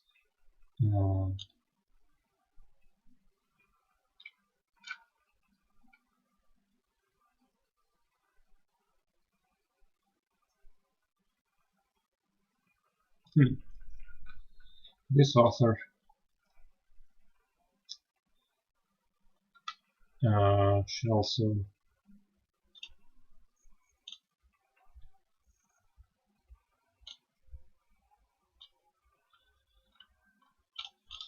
should also been reporting on Windows for a long time.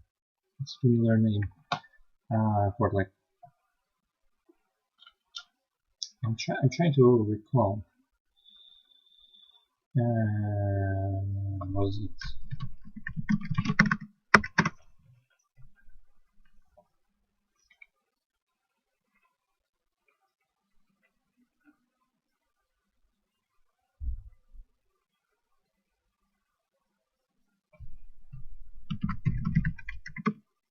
Yeah, that's what I was looking for. 2011, December 1999. That's more than 20 years ago. Followed by manufacturing publicly by the full version. 3 days before this event, which Microsoft is standard, a leaked memo reported out by her, Mary Jo Foley.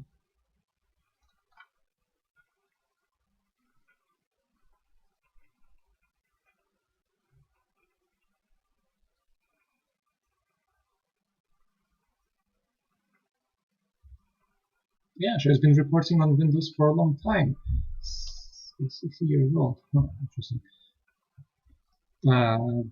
Yeah, that's a familiar name. That's all I wanted to. So,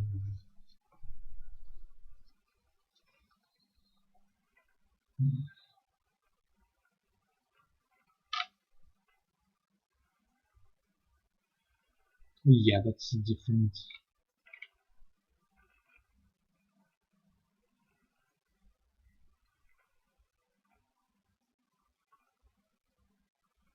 Yeah, I'll come back to that and read it properly.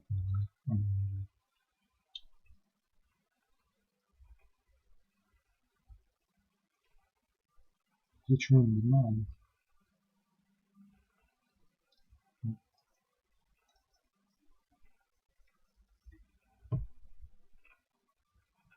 I wonder if it's like the desktop experience.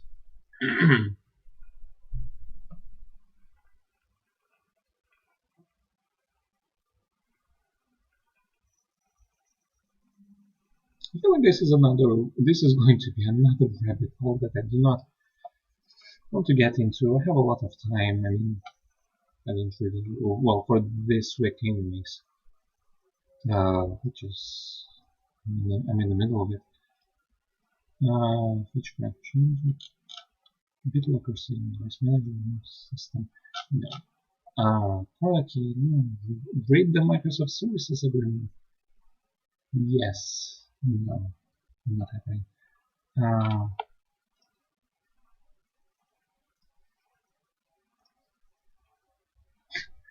I like how I'm telling us, talking about all this stuff, and so far, so far, I've only gotten to. Yeah, that's why I've been before some printers. That's gonna open this part here, and I've only gotten to the devices through the system part.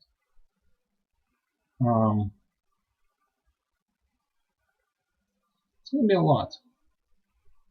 Like I say, I really want to get through with all these settings, go through them one by one, because once you set it up and okay, maybe I need to something about Windows Update. No, that one. I want to.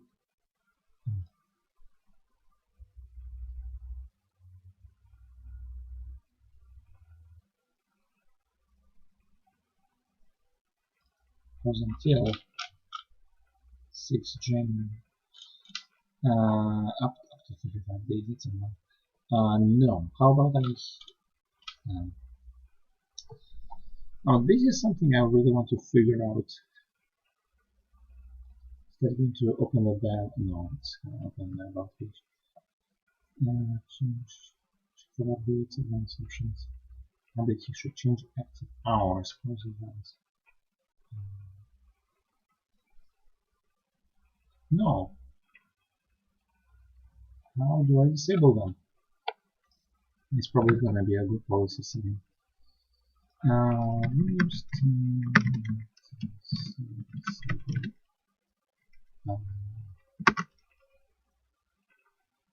Turn on disable whatever. And disable this.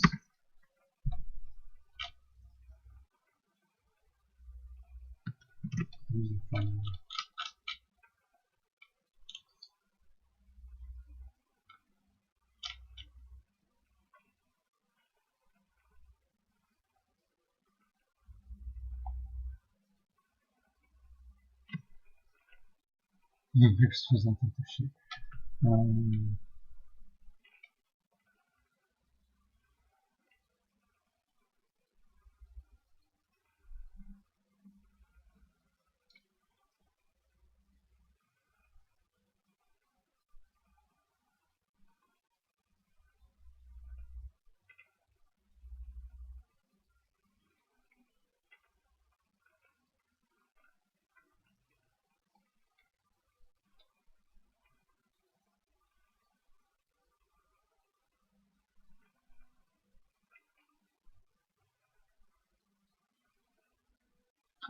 Supposed to be a way for Microsoft to bundle together features which will be updated faster than the operating system itself.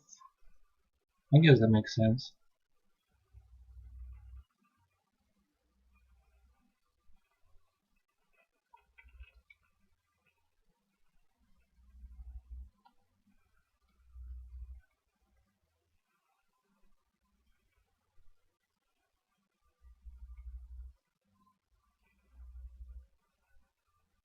Windows 10X is on hold right now and is being reimagined for single-screen devices.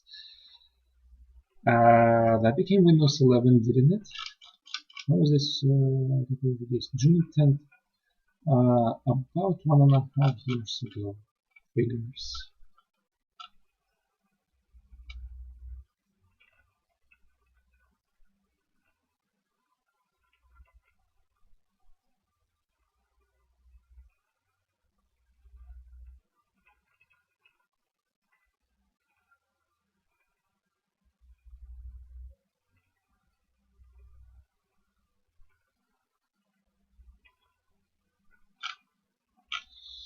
Oh boy, there's things I want to read about.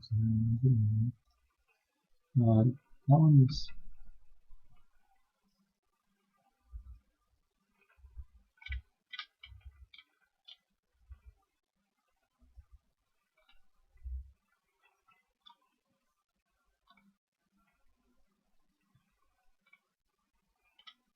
Yeah, that's pretty much what I read. User can defer updates indefinitely. That is what I'd be really curious about. Official method to disable Windows updates. You need to completely sysadmin, sysadmin. That is going to be really fun for me. And that seems like the proper side of it as well. 5 ways to disable. That's not LTSC, is it?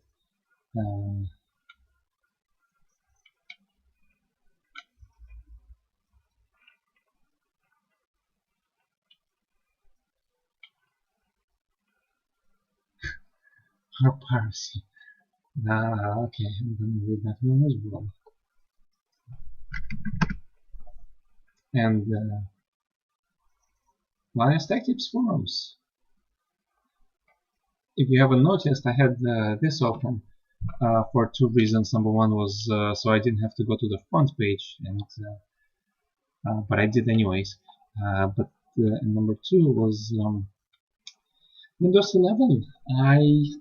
One thing I figured out about the way I use Windows myself is one version behind. So when I got this laptop, it came with Windows 8 release to manufacturing. Well, with the Windows 8, the original release. It was terrible. I got a new hard drive and I installed Windows 7 on it, as I mentioned. Yeah. So there was one version behind. There's the newest will be Windows 8 and Windows 8.1. I was on Windows 7. And then Windows 10 came out. I tried Windows 10. I got spooked. Well, no, really a better way to put it. I got spooked by all the privacy implications and also the major annoyances and the very malicious, I would say, ways that Microsoft has been acting. And when it was pushing Windows 10, I figured Windows 7 was getting a little old, like like a USB 3, for example. Windows 8, Windows 8.1 supports USB 3 out of the box. Windows 7, you need a driver from Intel. Oh, that's a minor thing, but one of the things that first comes to mind.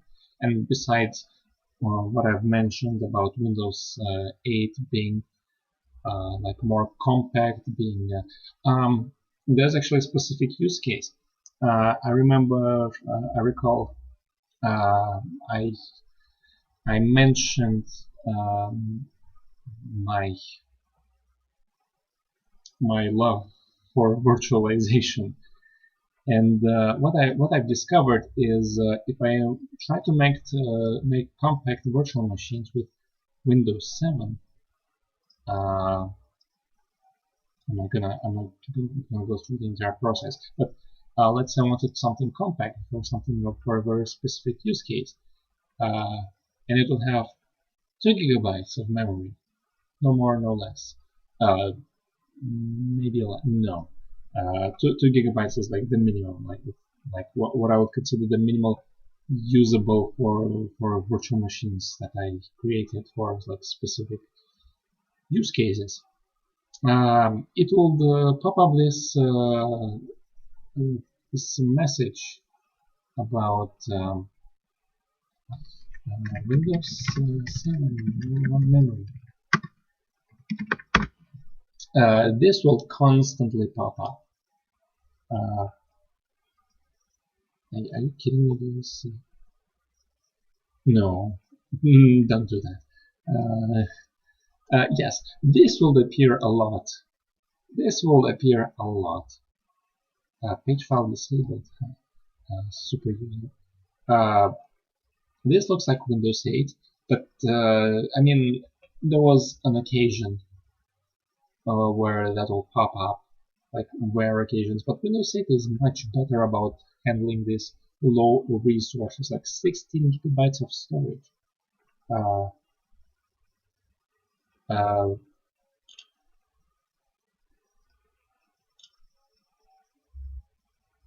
Very limited amount of memory. I wonder. Not curious. Petrol disabled and computers on. Yeah. Surfaces. That's what it was called. I think it was just called the Surface. Later marketed as Surface RT, right? So that came with 32 or 60. That came with 2 gigabytes of RAM. And was it 32-bit or 64-bit? That is what I'm curious about. Surface RT, Windows RT. Did it came 32-bit ARM? Okay. I guess you could make a point there.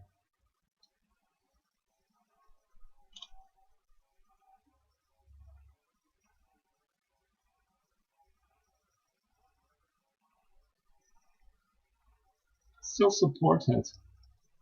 2023. Huh. Interesting.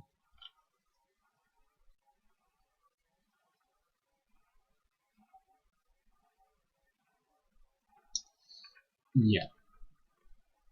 Well, that's a lot of tabs. Prefer indefinitely. C shell, compact shell, composable shell, not compact shell.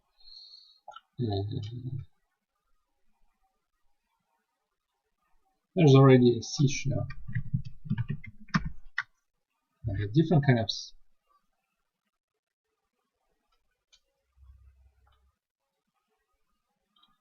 Let's build different C space shell. Yes, this is the C shell. I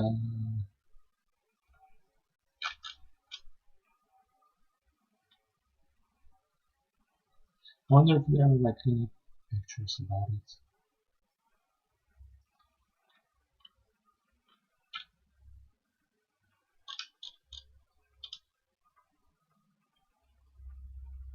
Man, this is a rabbit hole that I'm getting into. It's probably like the 3rd time I said this exact phrase.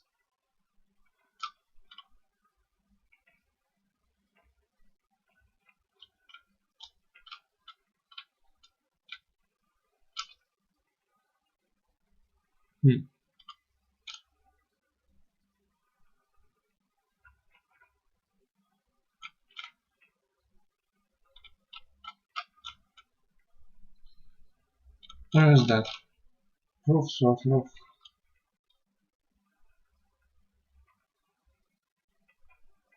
That exists.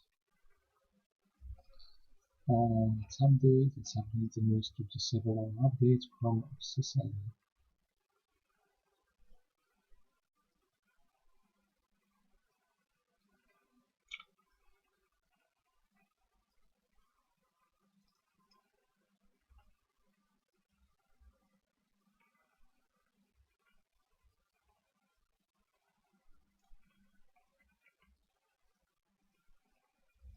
That's me right there, gaming, not much gaming, but just daily use.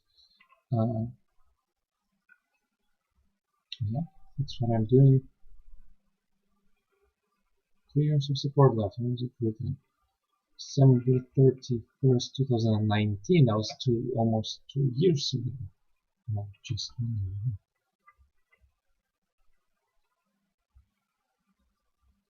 Yes.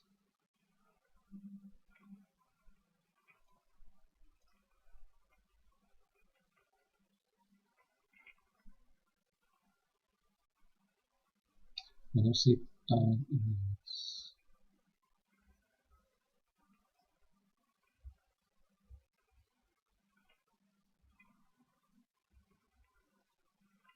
Right. 35 days. No, that's not very long time to get through them.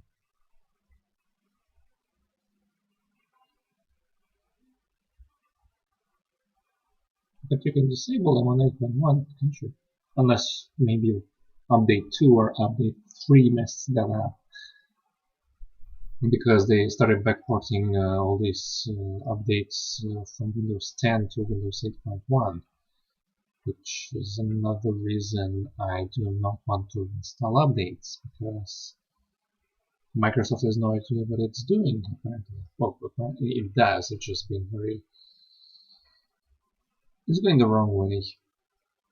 I cannot, at this point, I cannot be convinced otherwise. If the update that messed up my Windows 7 installation back then, 10 years ago, was a fluke, I could accept it as a fluke. But 8.1, the newer updates, newer than 8.1 update 1. Windows 10, now Windows 11, no, go away.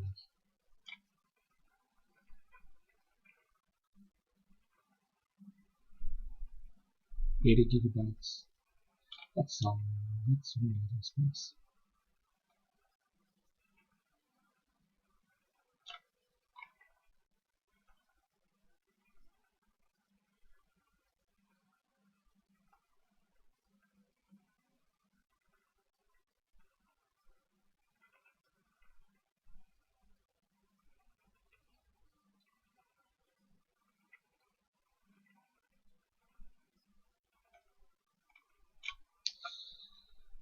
I kind of get it, but I'd have to read it more carefully, and it's one of those things that also interests me, but I'll skip over that.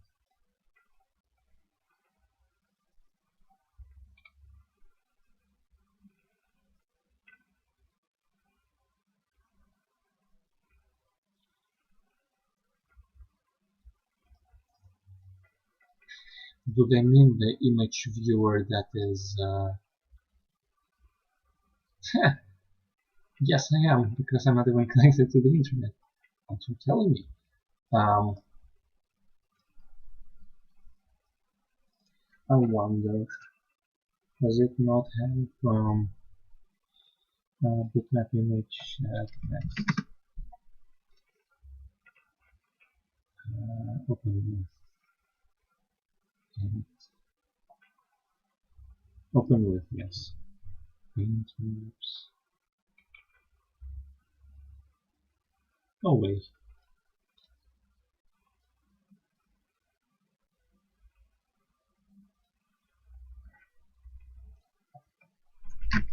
That's some fun. Pencil.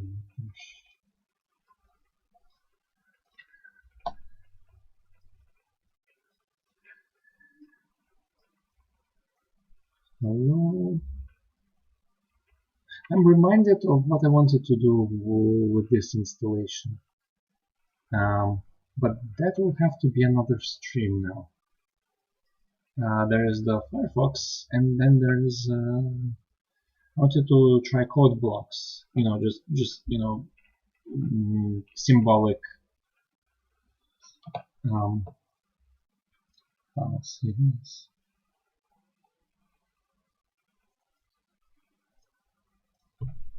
Hello.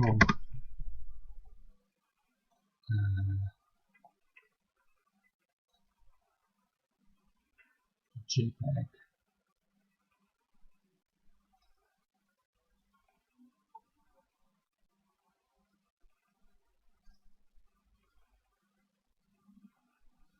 I wonder if it loses quality on saving.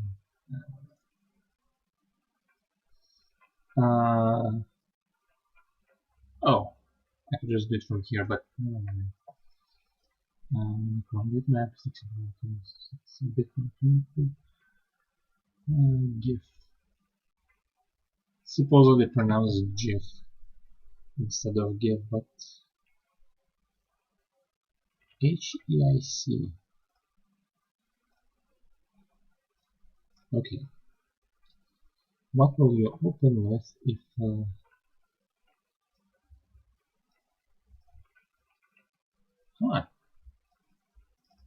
Interesting. So it won't even, it does not have image viewer, does it? I did not know that. Pictures. Yeah. It doesn't have the image viewer, photo viewer. Okay.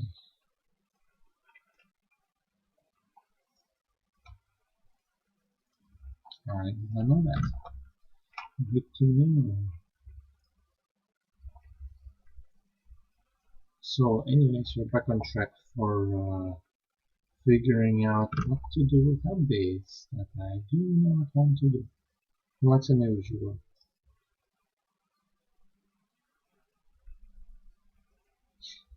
It has a special disk check running the storage.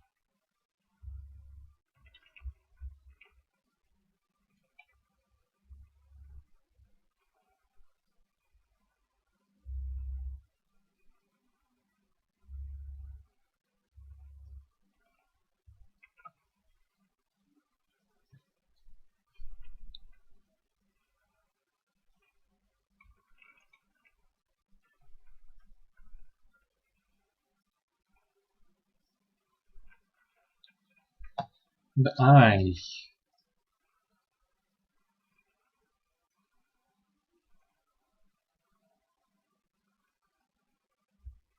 Huh. That's a familiar resource. This is not the one I used for the image I got for this system, but yeah, I've seen it before. Recommended by Linus.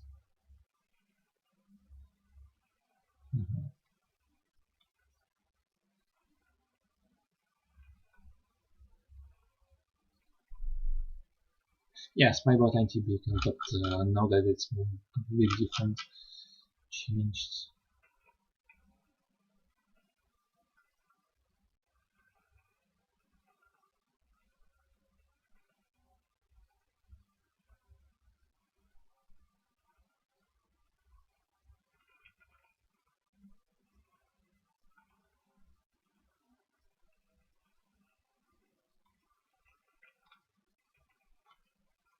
Yeah, but it didn't tell me anything about disabling updates. I know about LTSB, LTSC, but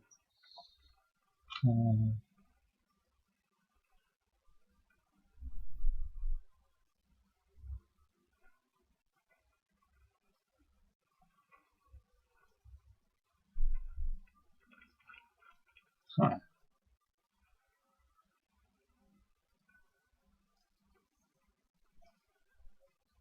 Oh yeah, I didn't have this set to 1 Hz or 64 Hz depending on where I go. Right.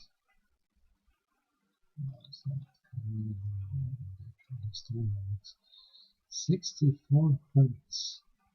I wonder how it got to that. But that's for me to wonder and not really know much about.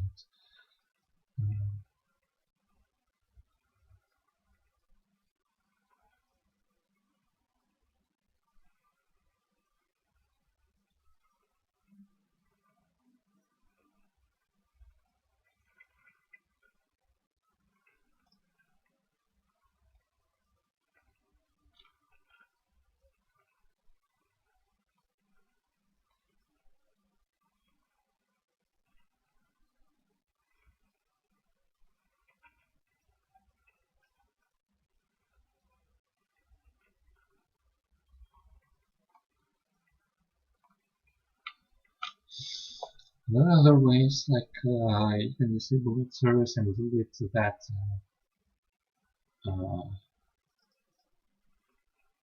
yeah.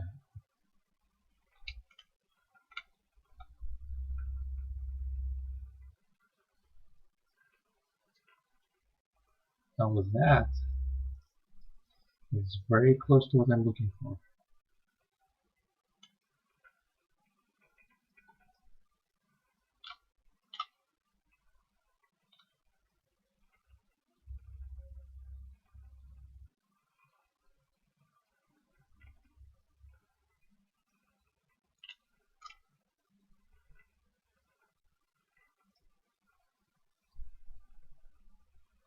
Unavailable as preloaded software.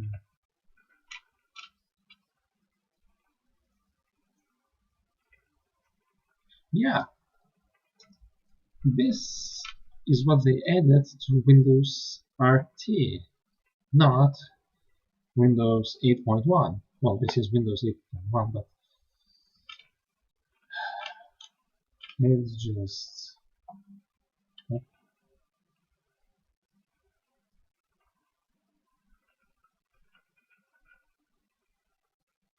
Why would you delete it for this reason?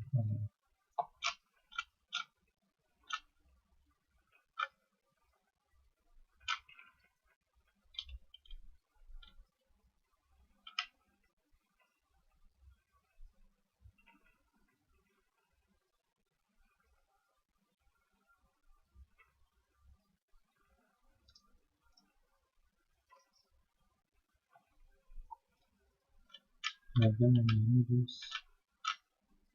Yeah.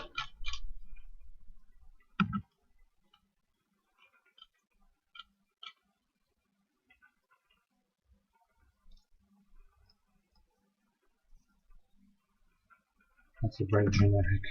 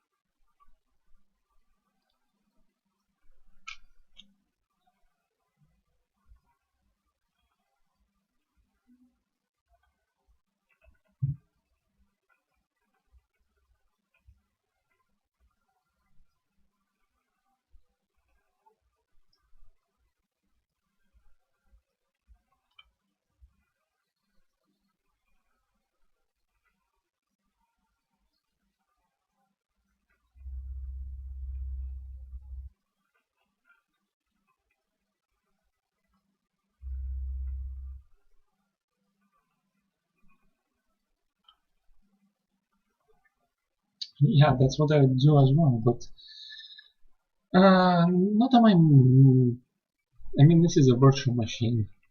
I could get away with it here, but this is like a trial for me, like a trying out, so that I'll install it later on an actual computer.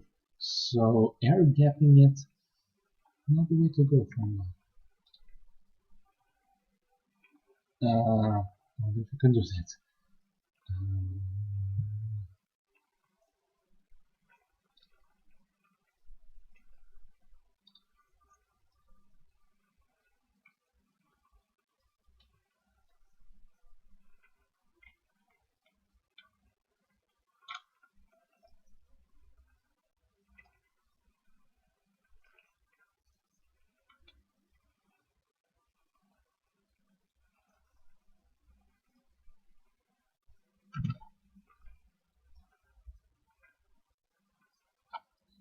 Almost 3 hours, hasn't it? Yeah. I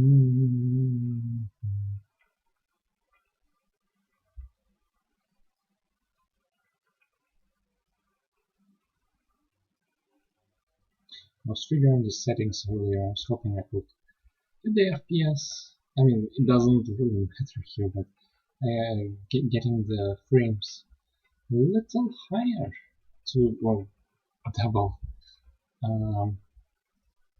My system doesn't like that. And apparently YouTube doesn't like that I'm using this very odd resolution. The settings seem fine, unless I messed up the canvas size somehow.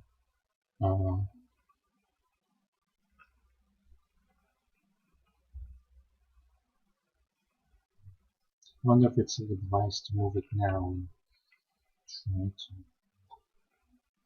now do it. But yeah, capture method with probably more than one. Capture person.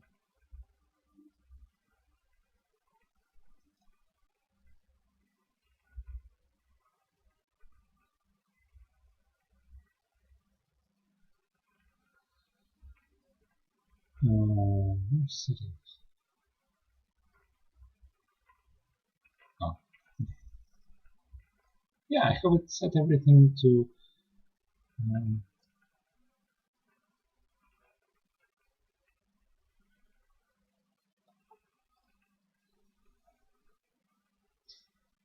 that's fine.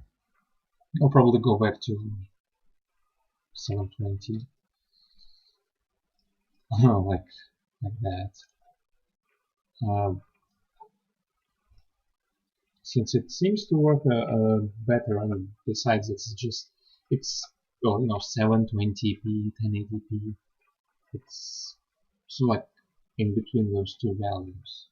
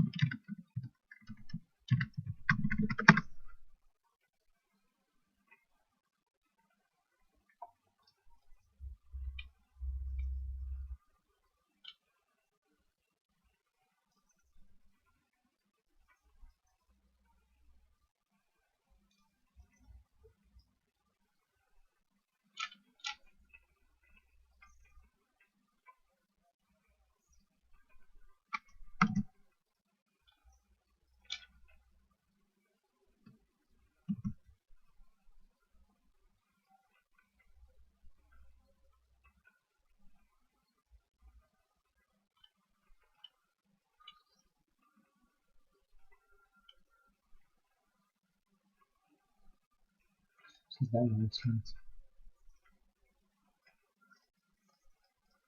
Yeah. I'm just trying to double check that indeed what I've mentioned is right. So the image that I have is well, it contains both editions in the file, Enterprise and IoT Enterprise. And what I figured was it's basically identical apart from the licensing.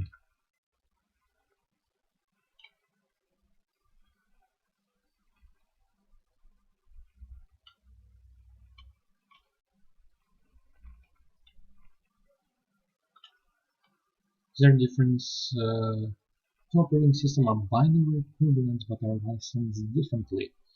Yes, that's where I read it from. Binary equivalence licensed straight from the horse's mouth.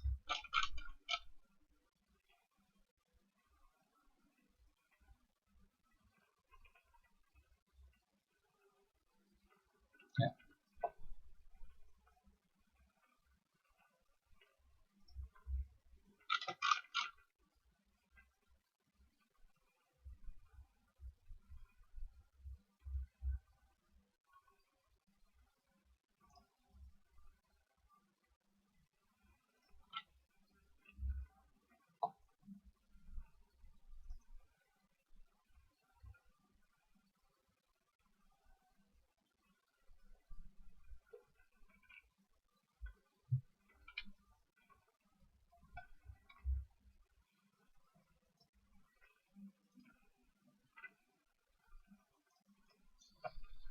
let's try again.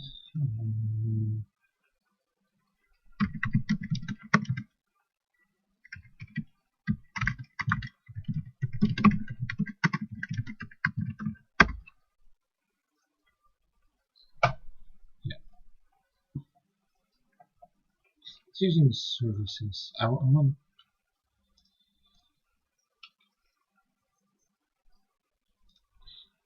Is this different or is this the one I just like this is Google's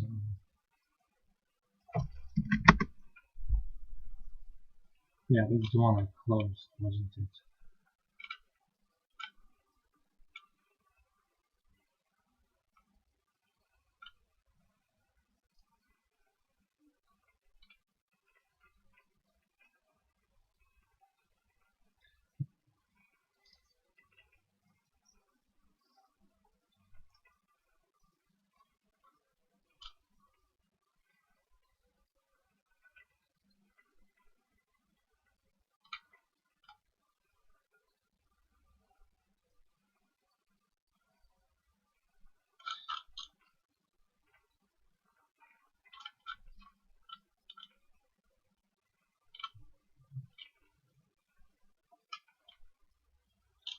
That's Windows Defender, isn't it? Also useful to me, by the way, because what I was going to do initially was,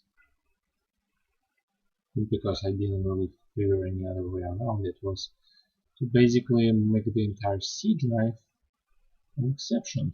So you can add folders. Let's see. So yeah, I'm building security. What my original plan was to go here. Let's go here, because this will eventually re-enable itself. Basically, oh, that is what I was most concerned about, and that is what that's the activator. That was what I was most concerned about. Though the biggest, but not the only, reason why I disabled the update is this activator script. But apparently, it takes care of itself. But my original plan would have been to do something like this. Like go to this PC, select folder, and just add that as an exception. But if I can figure out a way to disable it through group policy, that would be neat. Does not run on computer science method. Enterprise Insider Preview. Oh, that's fine. It's a newer post, isn't it? Yeah, it's this year's post.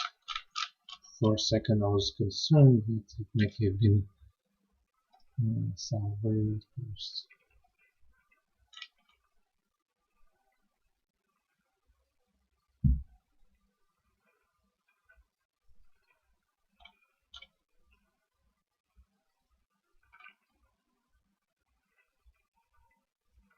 Now,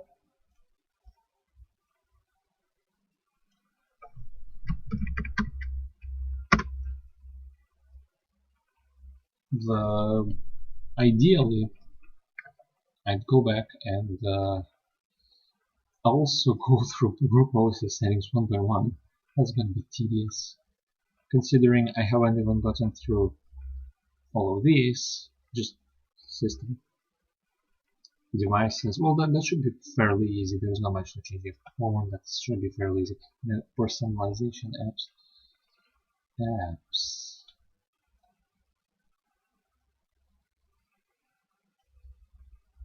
Tempting. Anyways, yeah, like gaming, like I was just Just breeze right through them. Ease of access, I've mostly changed all of this. Privacy should be straightforward, well, as straightforward as Windows 10. Let's it be.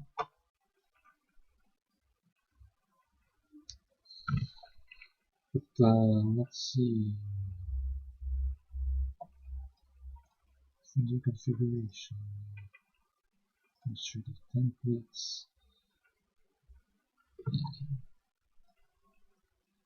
System internet communication management. Internet communication management. Sense. Turn off access to the store. Turn off Windows reporting.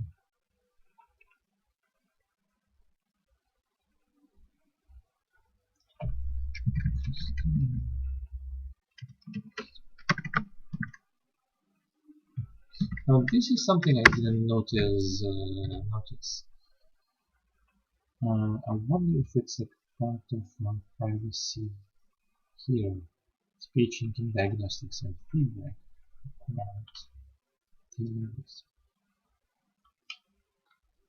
Delete feedback. Never. But since I want to go through all this one by one, I will leave this alone for now. But the maps of the next said no. File system.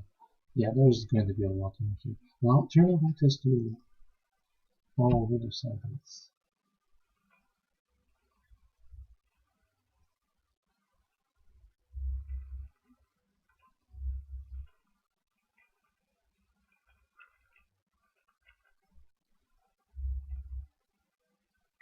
Yes.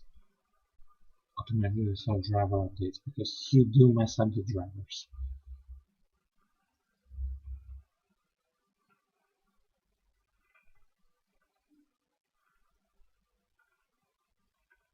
This policy applies only when this PC is configured to connect to an intranet update service using the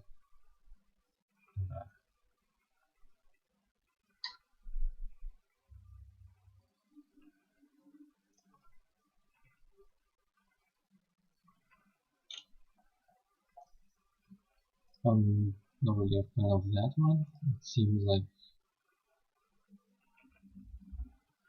it wants another location to look at for updates. Yeah, that's fine. It's fine.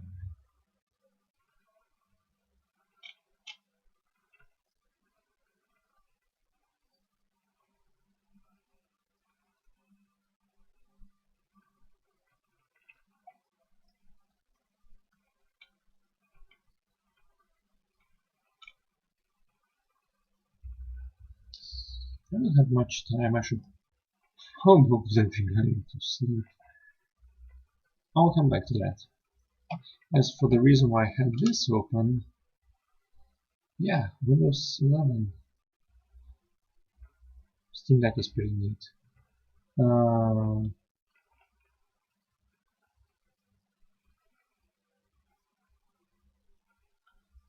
The Linux Gaming Challenge is pretty interesting. I've watched the 2 parts so far. 11 things I hate about Windows 11.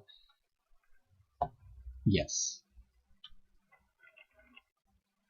Oh, the numerous videos they made about Windows 11. It's kind of amazing, honestly. And Linux as well. Linux.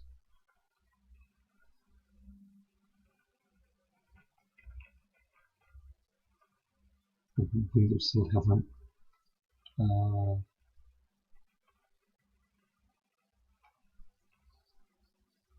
This video was pretty interesting. Like, I won't spoil it too much, but it's basically like Linus, not that Linus. Linus has some ideas in mind. And tips for Windows Power users. You hate Windows 11. It talks about third-party tools. But I'd rather modify Windows itself. well, make changes to Windows itself, at least what it lets me. Yeah.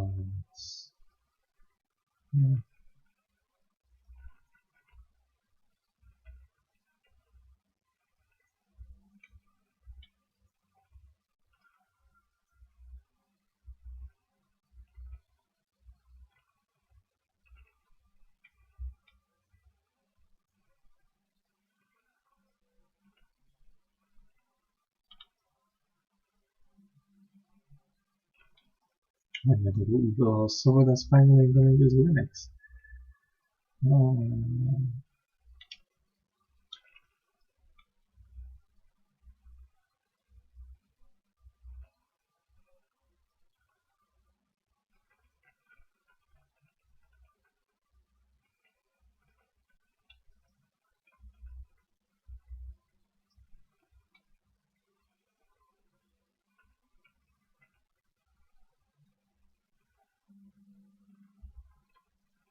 Yeah, but what mostly got my attention is the Linux series, and also like hate Windows 11, try this, and also 11 thing, 11 to Windows 11.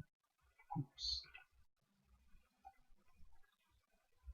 I myself am trying to move over to Linux. Well, I'll probably won't move over completely. I'll dual boot it, hence the two SSDs that I mentioned on my PC config list from earlier. Because there are nice things about Windows. Like, yeah, despite all the crap. No, but yeah, it's probably time for me to go. I'm not sure if anyone ever tuned in, and I was just rambling to myself all along. But that's fine by me. I'll just in the mood to ramble. It's fine. But yeah. And basically though, I was just pretty much testing how the audio leaves something to be desired. It's still a little quiet and it's crappy as well. That's obvious. It's using the laptop microphone because anything else results in interference. Typing. Yeah. And it's quiet.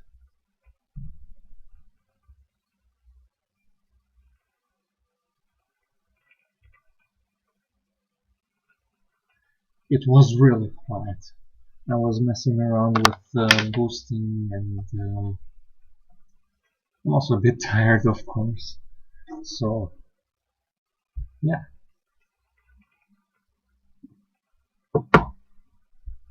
Ideally, I would have a much better streaming setup, if not even for gaming, than just, rambling. But I'm not there yet. This laptop won't let me do that, even if I tried like a separate microphone or a separate headset. I've actually tried that once. There is a heck of a lot of interference coming from it.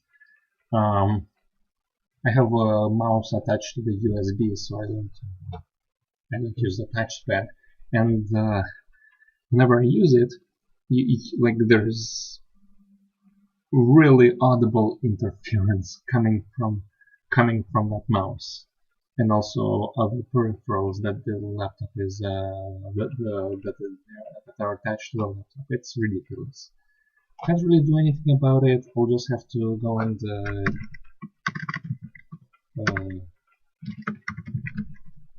save up for all these parts. Yeah. And also the monitors and also the power supply.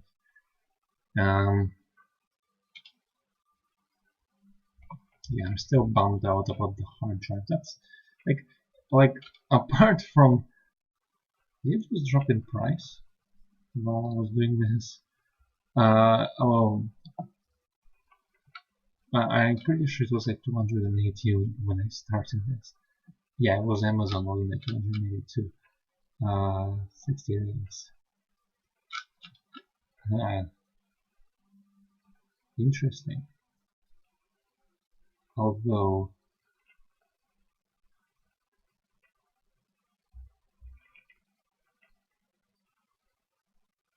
no, come on. Maybe I got something wrong there, but fine. I'm really bummed out about having to go up to WD Black. For the hard drive,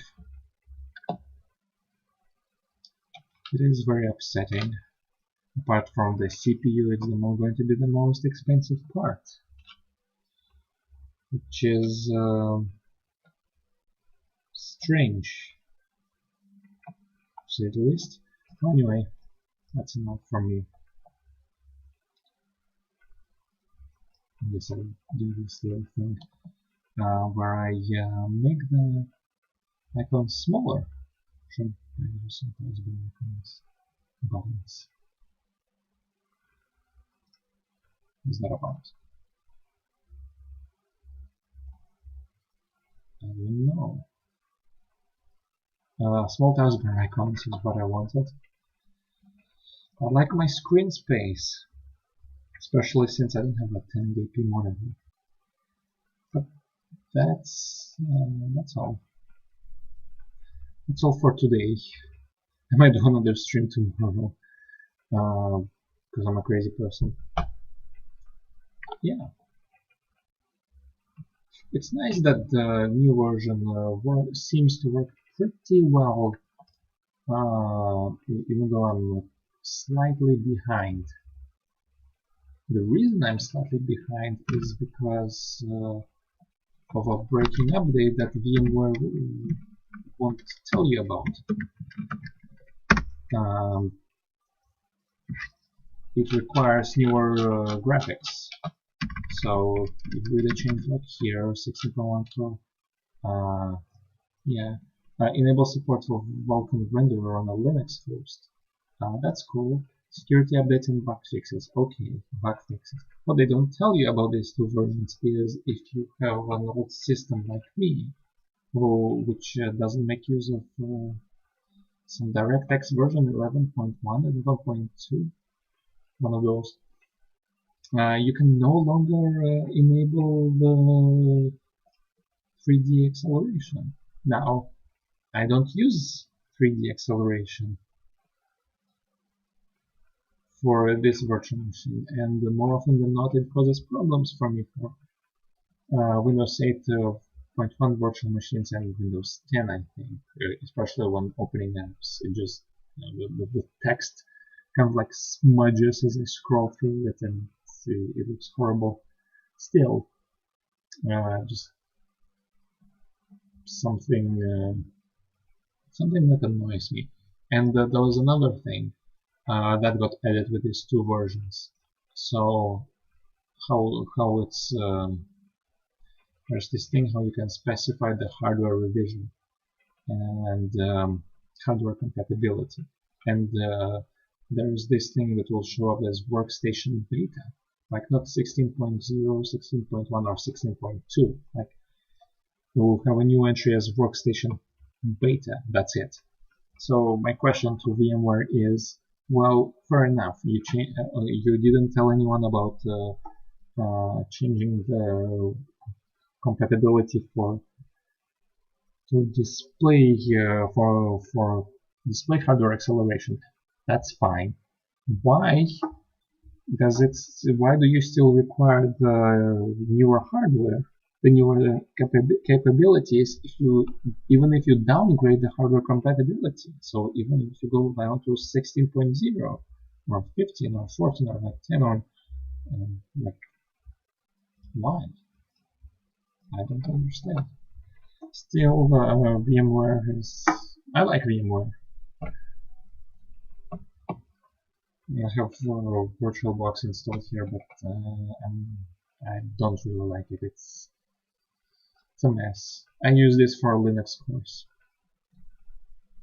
I might talk about it someday later. But yeah, it's time for me to go. If you do decide to watch this, like 6 months from now, when I'm finally coming up with new content, especially programming content, because I've been behind on that. And you stumble upon this stream and decide to watch all of this, well, thank you for that. I appreciate it. But for now, I'll say goodbye and see you in another one. 3 hours. Seems about right. Not ideal, but it's okay. We'll deal with it. Yeah. I'll see you next time, probably tomorrow.